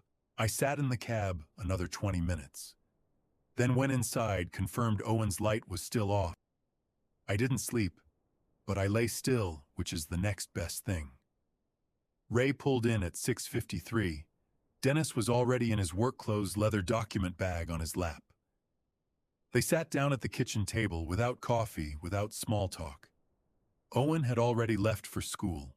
Dennis Kowalski, Ray's first cousin, family law and asset protection, out of Savannah, had the kind of organized mind that doesn't waste time being outraged when there's work to be done. He went through everything like a pre-op checklist. Bank statements, first, every line. The notebook, second, every page twice. The 47 photographs, third, front and back. The video, last 38 seconds, watched once, rewound, watched again. He set the phone face down and pulled off the latex gloves Ray had produced from the glove box without being asked. "Gloria Voss ran the financial architecture," I said before he asked. "Serena wasn't precise enough for sub-threshold transfers. Gloria set the limit. Gloria compiled the notebook." Dennis nodded once.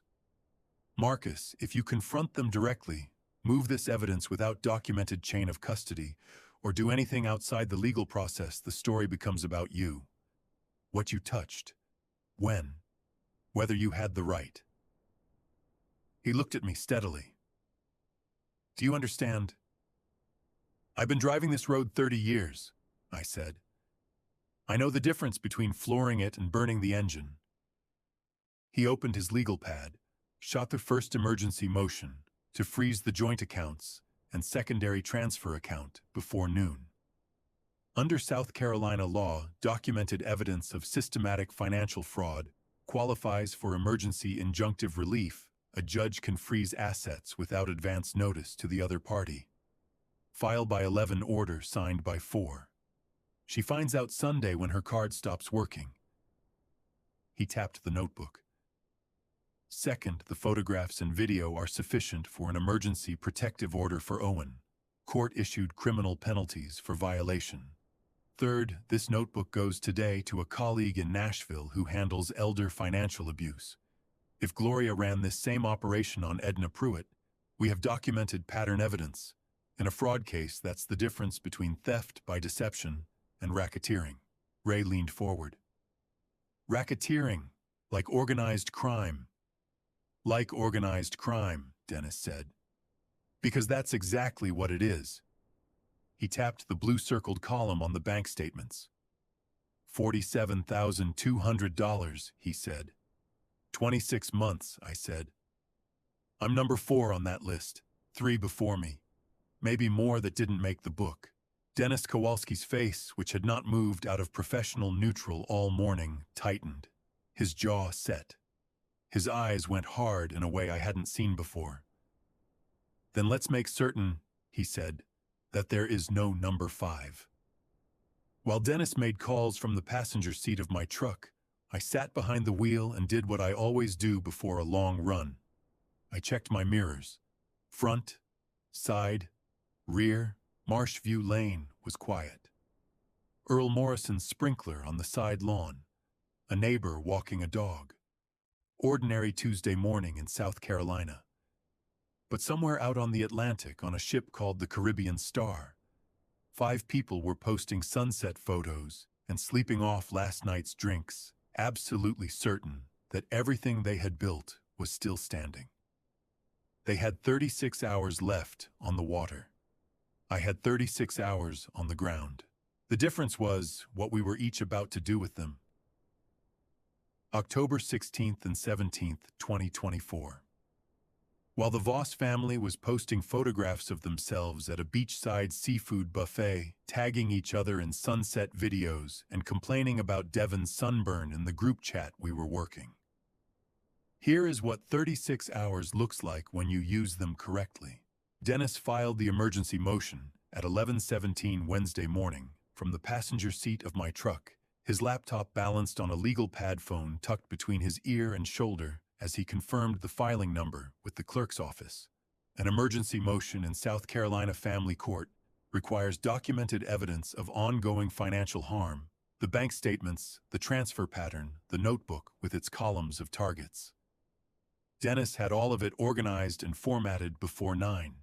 He called me at 4:47 that afternoon. "It's done," he said, and I could hear in those 2 words that he'd been waiting to say them. Judge signed the order at 4 o'clock. Joint accounts are frozen. She cannot move money in or out. The secondary transfer account, the one receiving the sub-threshold deposits, has been flagged for investigation by the South Carolina Financial Crimes Unit. She'll know when she tries her card, I said. Huh? She'll find out Sunday when she lands and tries to use an ATM at the cruise terminal in Charleston. A brief pause. Right now, she's on a ship where satellite internet costs $11 a minute and runs at the speed of dial-up. She's not going to know a single thing before she's standing on dry land. I exhaled for what felt like the first time in 2 days. What's next? CPS. Tomorrow morning, 8 o'clock. Bring Earl's photographs, the video, and Owen's written account if you can get it tonight. I'll have the protective order paperwork ready to file simultaneously. I hung up and sat at the kitchen table with Owen after dinner. I told him I needed him to write down what had happened over the past year, not everything, just the pattern. The 4 a.m. wake-ups, the floor, the midnight laundry, the phone, the birthday. He wrote 4 pages in 40 minutes. His handwriting was careful and specific, and completely without self-pity, and reading it afterward was one of the harder things I have done as a parent. The Child Protective Services office on Boundary Street opened at 8. I was in the parking lot at 7:45. The intake worker was a woman named Carol who had the specific stillness of someone who has spent years listening, never have to hear. She didn't perform sympathy. She just listened and looked and processed. She went through Earl Morrison's 47 photographs without rushing. She looked at each one. She read the dates on the back. "The child is currently safe," she asked. "He's been with me since Tuesday night. He hasn't been left alone with any of them since I got home. And your documentation covers what time period? 10 months of time-stamped photographs, 2 years of financial records showing systematic transfer of household funds. 1 video 38 seconds, dated October 3rd. I paused. "And 4 pages in my son's own handwriting describing the daily pattern which I can leave with you now." Carol set down the photographs and looked at me across the desk. "Mr. Webb, I've been doing intake for 14 years. She stopped, recalibrated the professional reflex of a woman who has learned not to editorialize on the record. "I'm going to need you back here tomorrow morning with the originals of everything, not copies." "I'll be here at 7:50, I said. "The office opens at 8. "I know that," I said. "I'll be here at 7:50.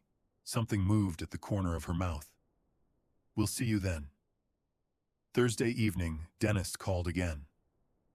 I was at the kitchen table going over the transfer statements for the 3rd time when my phone buzzed, and I knew from the first word he said that something had changed. "Well, my colleague in Nashville found her," he said. "Edna Pruitt. 78 years old, lives about 20 miles outside of Nashville in a town called Hendersonville.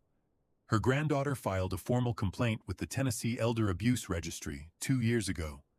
She alleged that changes to her grandmother's estate documents occurred during a period when Gloria Voss was providing what the records described as companion services. Voluntary companion services for isolated elderly individuals." His voice tightened on the phrase. "The complaint was closed for insufficient evidence of a pattern. Until now," I said. "I overnighted a photocopy of the notebook page with Edna Pruitt's name on it. My colleague hand-delivered it this morning."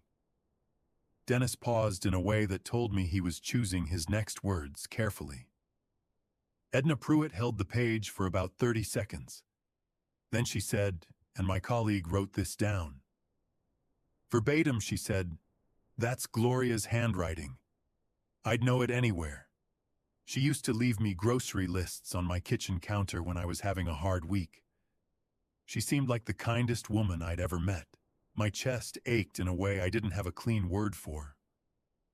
A 78-year-old woman in Tennessee sitting in her house recognizing the handwriting of someone who had stolen from her and disguised it as friendship for years. "What happened after?" I asked. She cried for a few minutes. Then she stopped crying and asked my colleague for a pen. Dennis's voice went quieter. "She signed the formal complaint.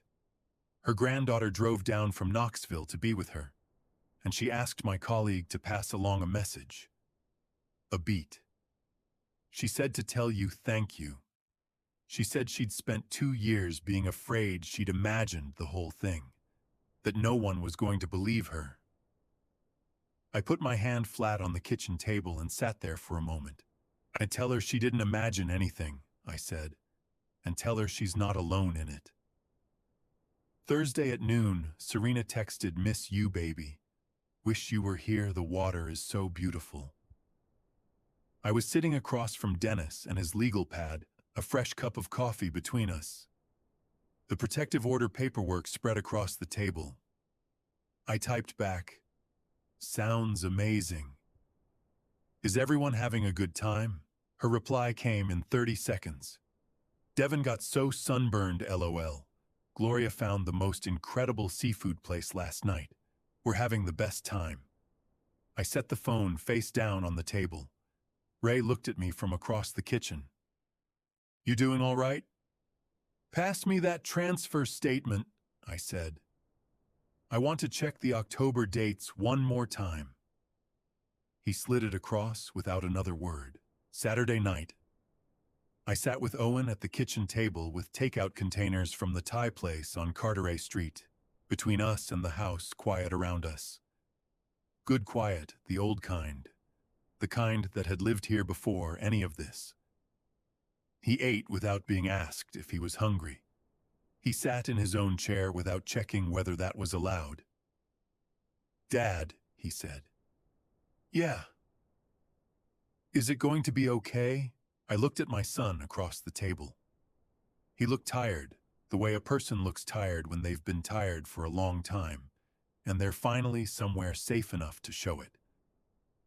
"The next couple of days are going to be strange," I said. "But after that, yeah, it's going to be okay." He nodded slowly. "Then, is Mom's watch safe?" I reached into my shirt pocket and set it on the table between the takeout containers. He looked at it for a long moment. His jaw worked. He didn't reach out to touch it. Just looked the way you look at something you're not ready to hold yet, but need to know is there. "Good," he said, and picked up his fork. One more day. They were coming home Sunday, and every piece was in place. Sunday, October 20th, 2024. 2:15 in the afternoon. Owen was next door at the Morrisons. Dennis sat at the kitchen table with 2 stacks of paper-clipped documents. Ray was on the front porch with a coffee positioned where he could see the street without appearing to watch it. I was at the living room window. 30 years of long haul teaches you how to wait, not passively, but actively, holding everything steady while the situation resolves around you. Drivers who fight the wait burn out before the load arrives. I was very practiced at holding still. The rental car turned onto Marsh View Lane at 2:47. Serena was out before Frank had the engine off. Sunburned shoulders, resort tote bag, the smile of someone who had spent 5 days being looked after and expected that to continue right through the front door. "Baby." She came up the walk with her arms open. "What are you doing home? I thought Charleston wasn't finished until—" "It ended early," I said. "Come inside." Something moved across her face, quick, involuntary, a calculation she didn't mean for me to see. Gone in under a second. "Hi, is everything okay? You seem—" "Come inside, Serena. All of you." Gloria behind Devin Frank. Behind Gloria Darlene last with a duty-free bag laughing at something. All of them sunburned and loose-limbed, the body language of people returning from something they believed they'd earned. The laughing stopped at the door. Dennis stood up when they walked in. He had the particular stillness of a man who doesn't need to fill a room with noise to occupy it fully. "Mrs. Webb, I'm Dennis Kowalski, family law and asset protection attorney representing Marcus Webb." He set the first document on the table. "This is a court-issued order freezing all joint accounts and the secondary transfer account effective Wednesday, October 16th.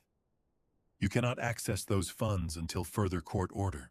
Serena's face moved through 3 expressions in 1 second: genuine confusion, then the performance engaging the soft eyes and chin tremble that had worked on me for 2 years. Then something harder breaking through when she realized the man watching her wasn't deciding what to believe.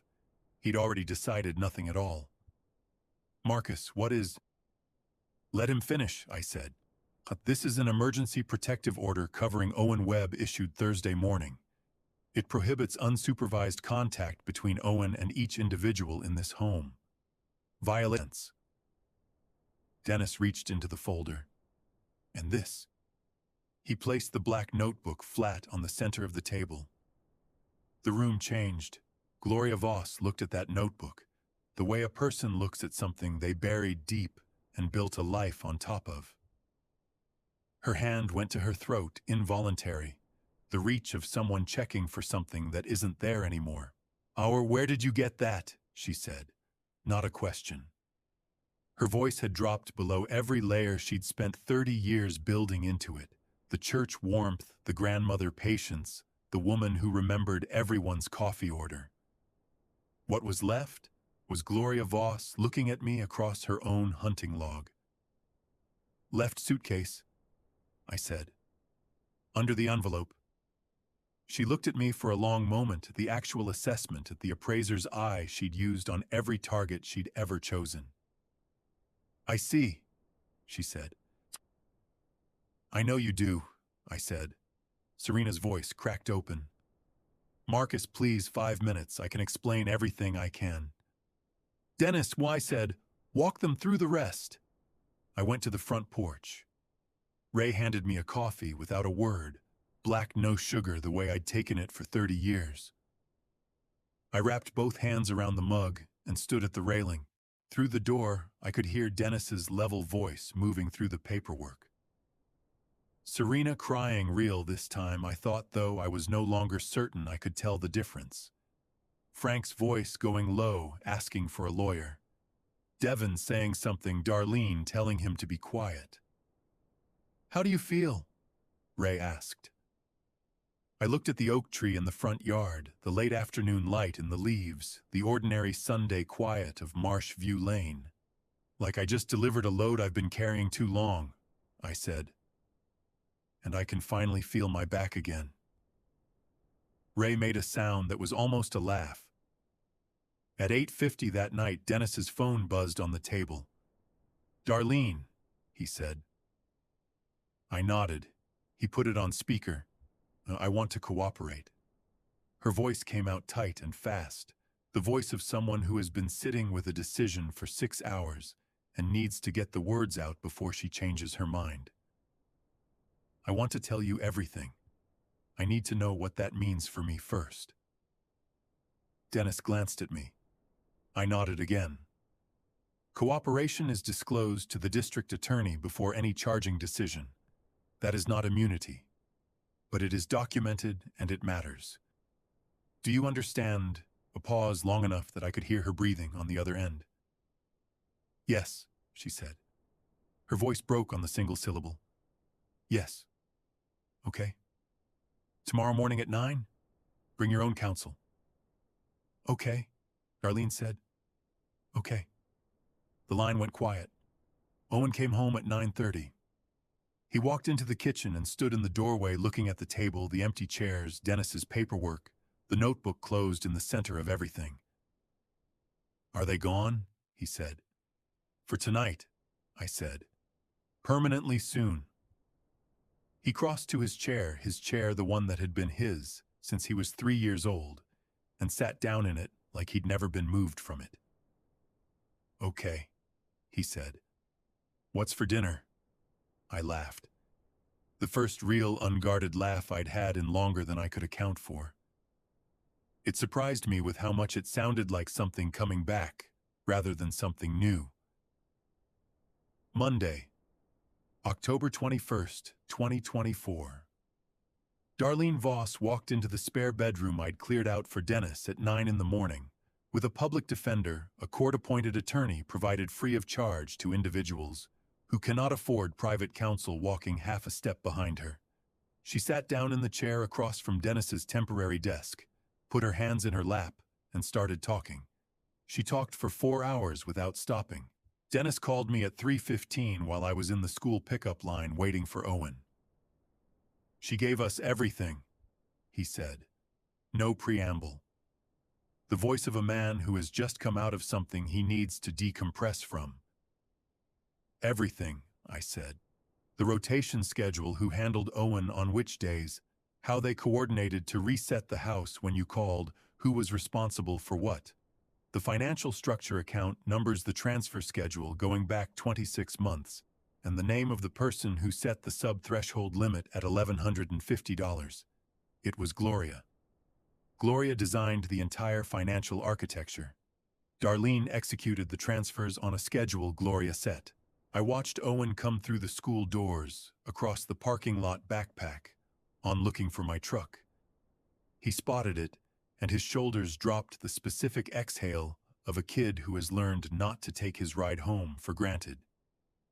The previous targets, I said. Edna Pruitt in Tennessee, which we already had. And a woman named Miriam Slade in Augusta, Georgia. 81 years old, widowed, living alone in the house she'd shared with her husband for 43 years. Her daughter filed a complaint 2 years ago, a will change that cut the daughter out entirely in favor of a care arrangement that dissolved shortly after the estate was settled. Dennis's voice went tight.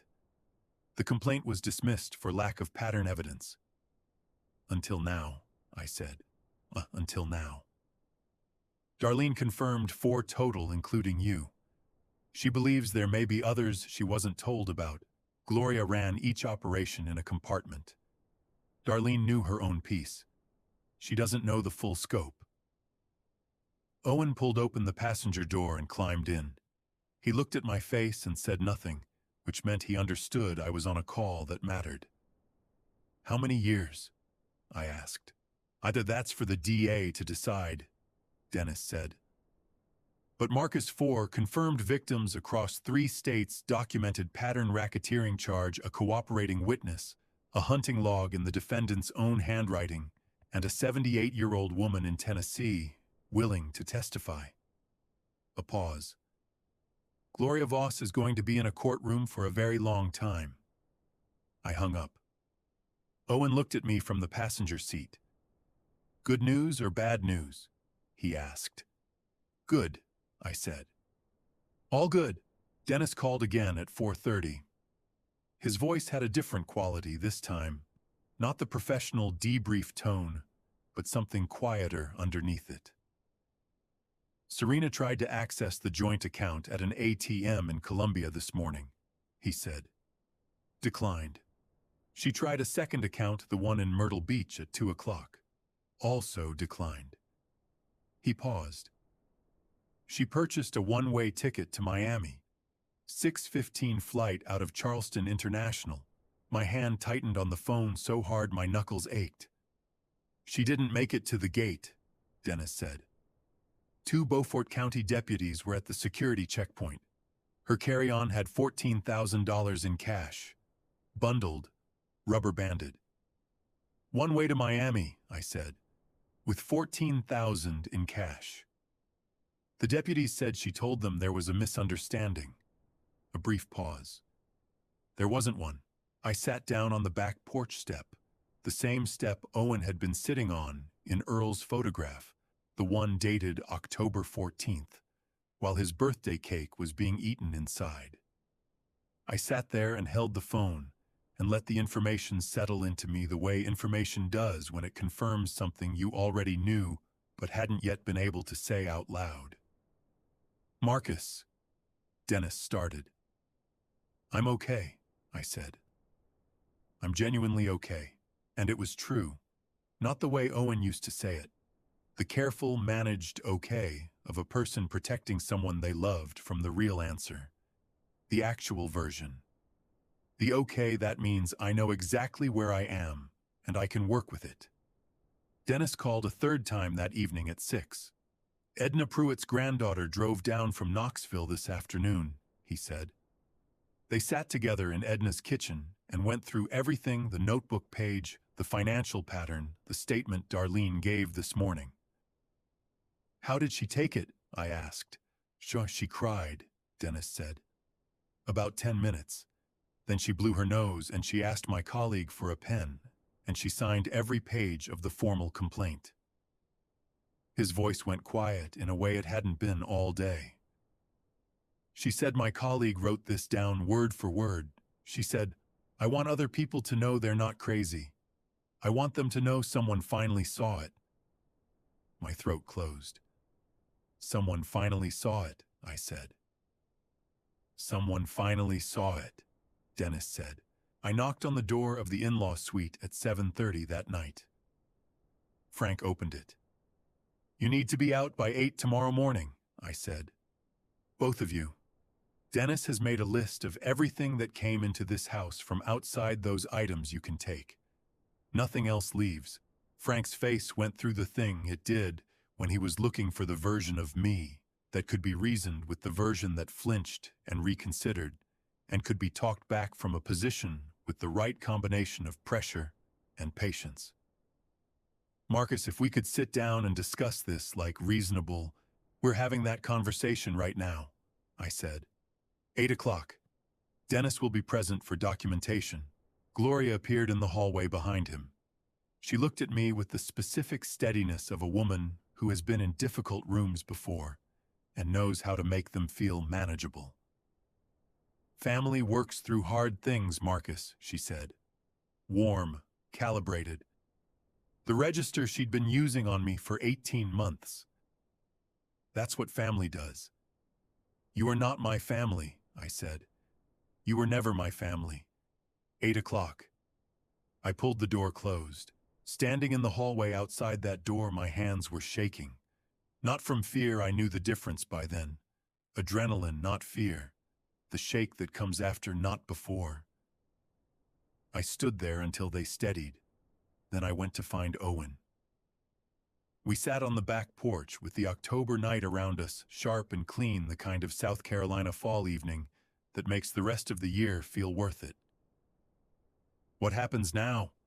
Owen asked. Courts, lawyers, time. I said.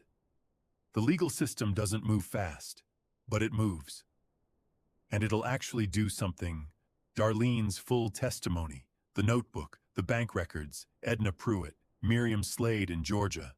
It's a pattern across 3 states, Owen. Patterns are what prosecutors build cases on. He pulled his knees to his chest and was quiet for a moment. Dad, he said. Yeah, I saved that clip because I thought you might not believe me. His voice was careful and steady, the voice of someone who has waited a long time to ask something. Was I wrong to think that? The question went into me like something sharp and clean. No, I said. You weren't wrong. I didn't always hear you the way I should have. That's something I have to carry. I looked at my son in the dark. But I'm listening now. That's not going to change. He leaned into my shoulder. We sat there until the stars were fully out over Beaufort, South Carolina, and the October air had gone from sharp to cold, and neither of us moved to go inside. What came next didn't happen in a week or a month. Courts move at their own pace, deliberate, procedural, entirely unimpressed by how urgently anyone needs them to hurry. I'd spent 30 years living by departure times and delivery windows and schedules that had consequences if you missed them.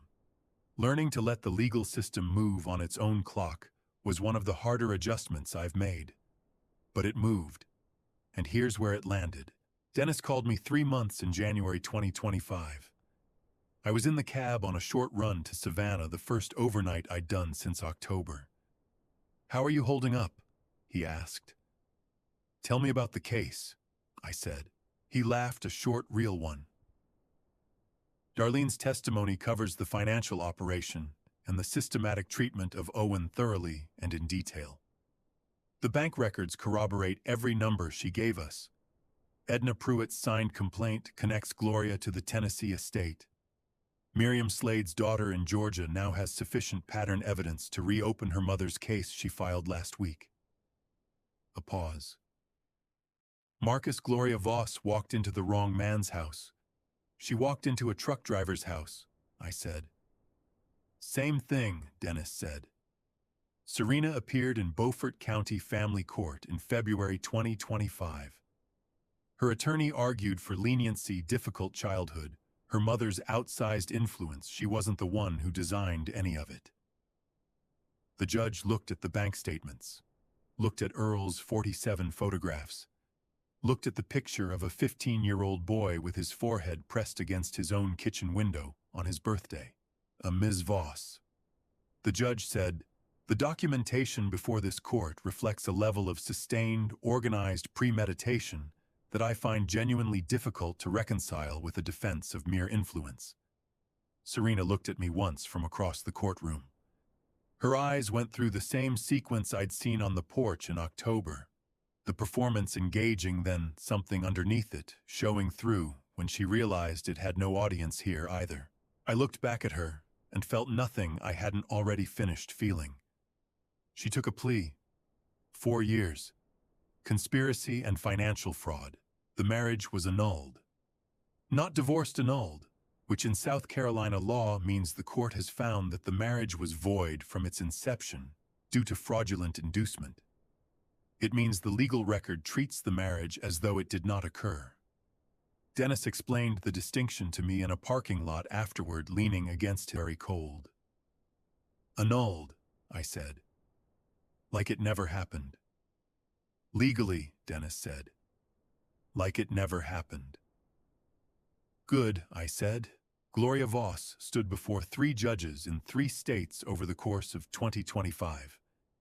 In Tennessee, Edna Pruitt sat in the front row of the gallery with her granddaughter beside her, clutching her purse with both hands, watching every minute of testimony with the focused attention of a woman who has waited 2 years to see something confirmed out loud.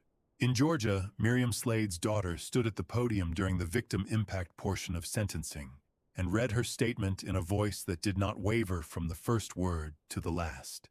Victim impact statements give the people most harmed by a crime the opportunity to address the court directly, to put in the record what the crime cost them in terms no financial figure can fully cover.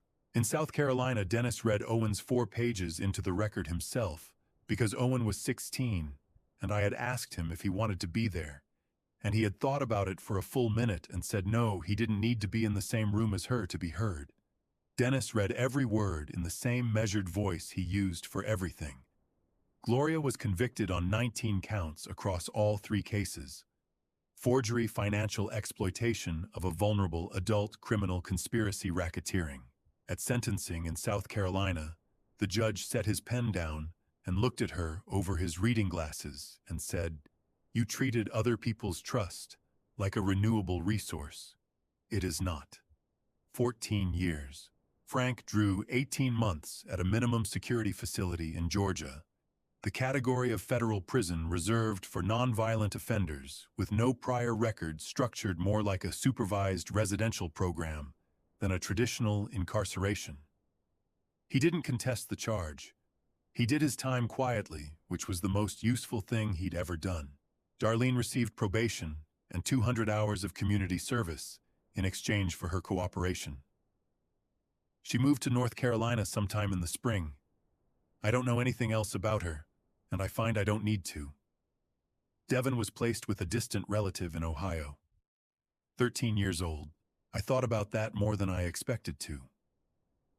He'd been raised inside the operation, the way some kids are raised inside a family business.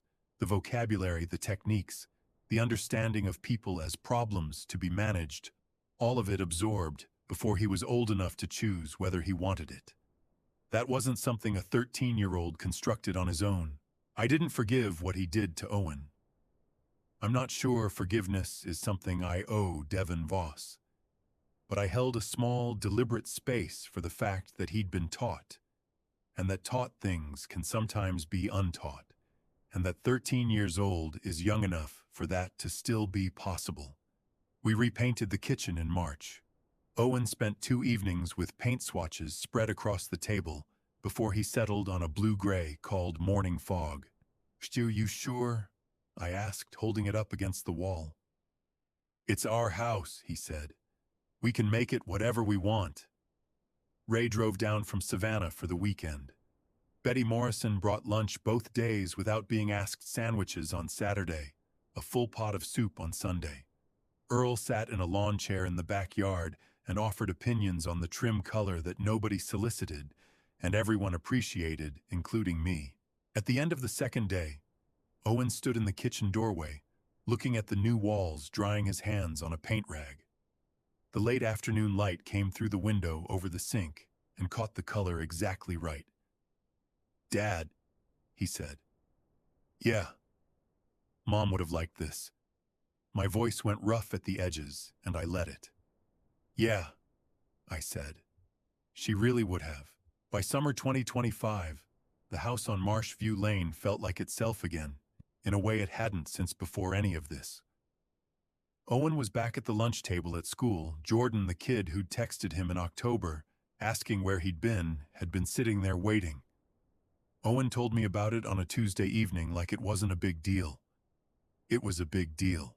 Claire's watch had been in my left shirt pocket every single day since I'd found it in Serena's nightstand. The pocket where the logbook lives, the pocket closest to where I'd carry something I needed to keep safe. Owen's 16th birthday was 3 weeks away. I'd made a promise in a hospital room on a Tuesday afternoon 4 years ago. I'd been waiting for the right moment to keep it, and now I knew what the right moment looked like. It looked like this. It looked like what we'd built back. It looked like a kitchen painted the color Claire would have chosen, and a boy who had earned every word she'd ever written down for him. It was time. October 14th, 2025. Owen's 16th birthday. I was up at 5:30, standing at the kitchen stove in the dark, with the coffee going and eggs on the pan, scrambled with cheddar and green onion, the way Claire used to make them. The way I'd made them for Owen on the morning everything came out a year ago. Some mornings you want to fill a house with the smell of something good before anyone else is awake to ask you why.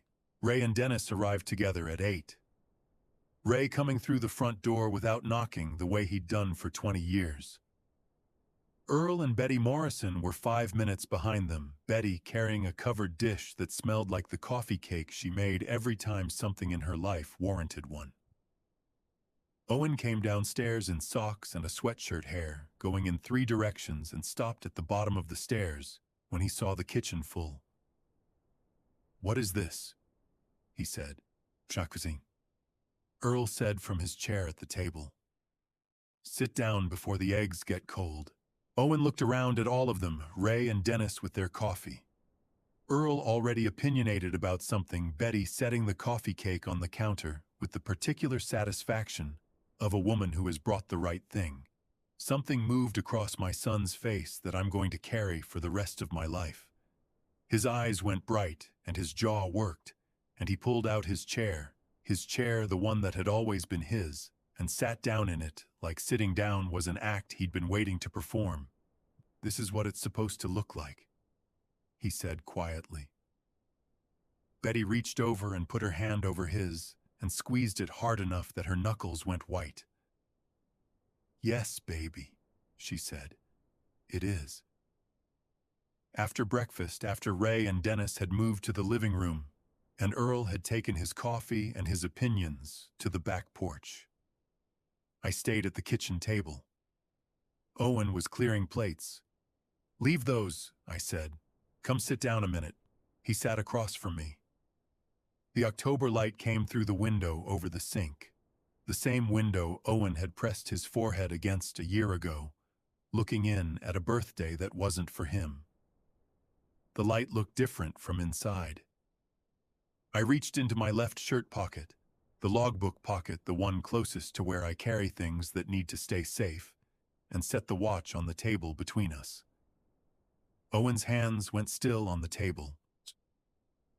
"Your mom wanted me to give it to you when you were ready," I said. "She didn't tell me how I'd know, but I know." He picked it up. His fingers found the case latch, the way fingers find things they've been looking for. He opened it. "For our boy, Claire." He made a sound I won't try to describe. He pressed the watch against his chest and bent forward over the table and cried the way a person cries when something has been held in long past the point where holding it in made sense. His whole body shook with it. I got up and went around the table and put my hand on his back and left it there. "She said to tell you something," I said. My voice was barely functional. She said, "Time is the one thing nobody can steal from you." It is. They tried. He managed. They did, I said. But they didn't keep it. It came home. Like everything that's really yours always comes home. He straightened up eventually. Wiped his face with both palms, rough fast, his mother's exact gesture. The practical refusal to let tears have the final word. "I'm going to wear it," he said. "Good. Not every day, just..." He looked at it in his hands. "On the days that count." "That's exactly right," I said. He reached into his hoodie pocket and set the shoebox on the table. Claire's notes. He'd carried it up from his room. "There are 9 left," he said. "I've been reading one every morning. I didn't tell you." "I know. Should I read them slower? Make them last." I looked at my son across the table. "Read one every day," I said. She meant every single one, all the way to the last. He put the box back in his pocket. An hour later, Ray and Dennis were loading up to head back to Savannah. I needed to move the truck out of the driveway. I got in, started the engine. 30 years of habit: check the mirrors before you move. I looked in the rear view. Owen was on the porch. Socks, sweatshirt, the watch chain just visible at his collar. He raised his hand. One slow wave, unhurried, deliberate, the exact gesture his mother had made from this same porch for 20 years. I turned off the engine, got out, walked back up the driveway. Owen watched me come. "Forget something?" he asked. "Yeah," I said. "I forgot I don't have anywhere I need to be right now." He moved over on the porch steps to make room. I sat down next to him. The October light came through the oak tree the way it does in South Carolina in the fall gold, and unhurried, the kind that doesn't apologize for being exactly what it is. We sat there for a while. Neither of us said anything, and neither of us needed to. There are 9 notes left in that box. 9 mornings where Owen opens it and finds his mother's handwriting and reads the same thing she wrote him every day she was alive, and every day she knew she wouldn't be. "I'm proud of you today." I used to think of that as a countdown, a diminishing thing. I don't anymore. She wrote enough to last. She knew her son. She knew what he was going to need, and she made sure it would be there. She always knew what she was doing. She always did. I'm just a truck driver. I spent 30 years reading roads, and I almost missed the most important thing happening inside my own house. If this story taught me anything, it's this: quiet is not the same as blind. I stayed quiet too long, not because I didn't love my son, but because I was afraid of what I'd have to do if I admitted what I was seeing. Don't be like me. Don't wait for a midnight laundry pile to tell you something is wrong. Watch the small things. The chair at the end of the table. The kid who says, "I'm fine," in a voice that means the opposite. I'm not a perfect father, but I came home early enough to still matter. And I genuinely believe that God put me on that road at that hour for a reason. These grandpastries aren't just about family revenge. They're about what happens when ordinary people stop absorbing and start paying attention. This revenge story isn't one I'm proud of living through, but I'm proud of how it ended. If Owen's story stayed with you, if you've seen something like it, or lived something like it, leave a comment below. Your words might be exactly what someone else needs to read today. Share this with someone who needs to hear it, and if these grandpastries speak to you, subscribe so you don't miss what comes next. Every story we tell here is another family revenge worth witnessing. Thank you for staying until the end. It means more than I can say. The stories ahead contain some fictional elements crafted for educational purposes. If that's not for you, no hard feelings. Choose what feeds your soul.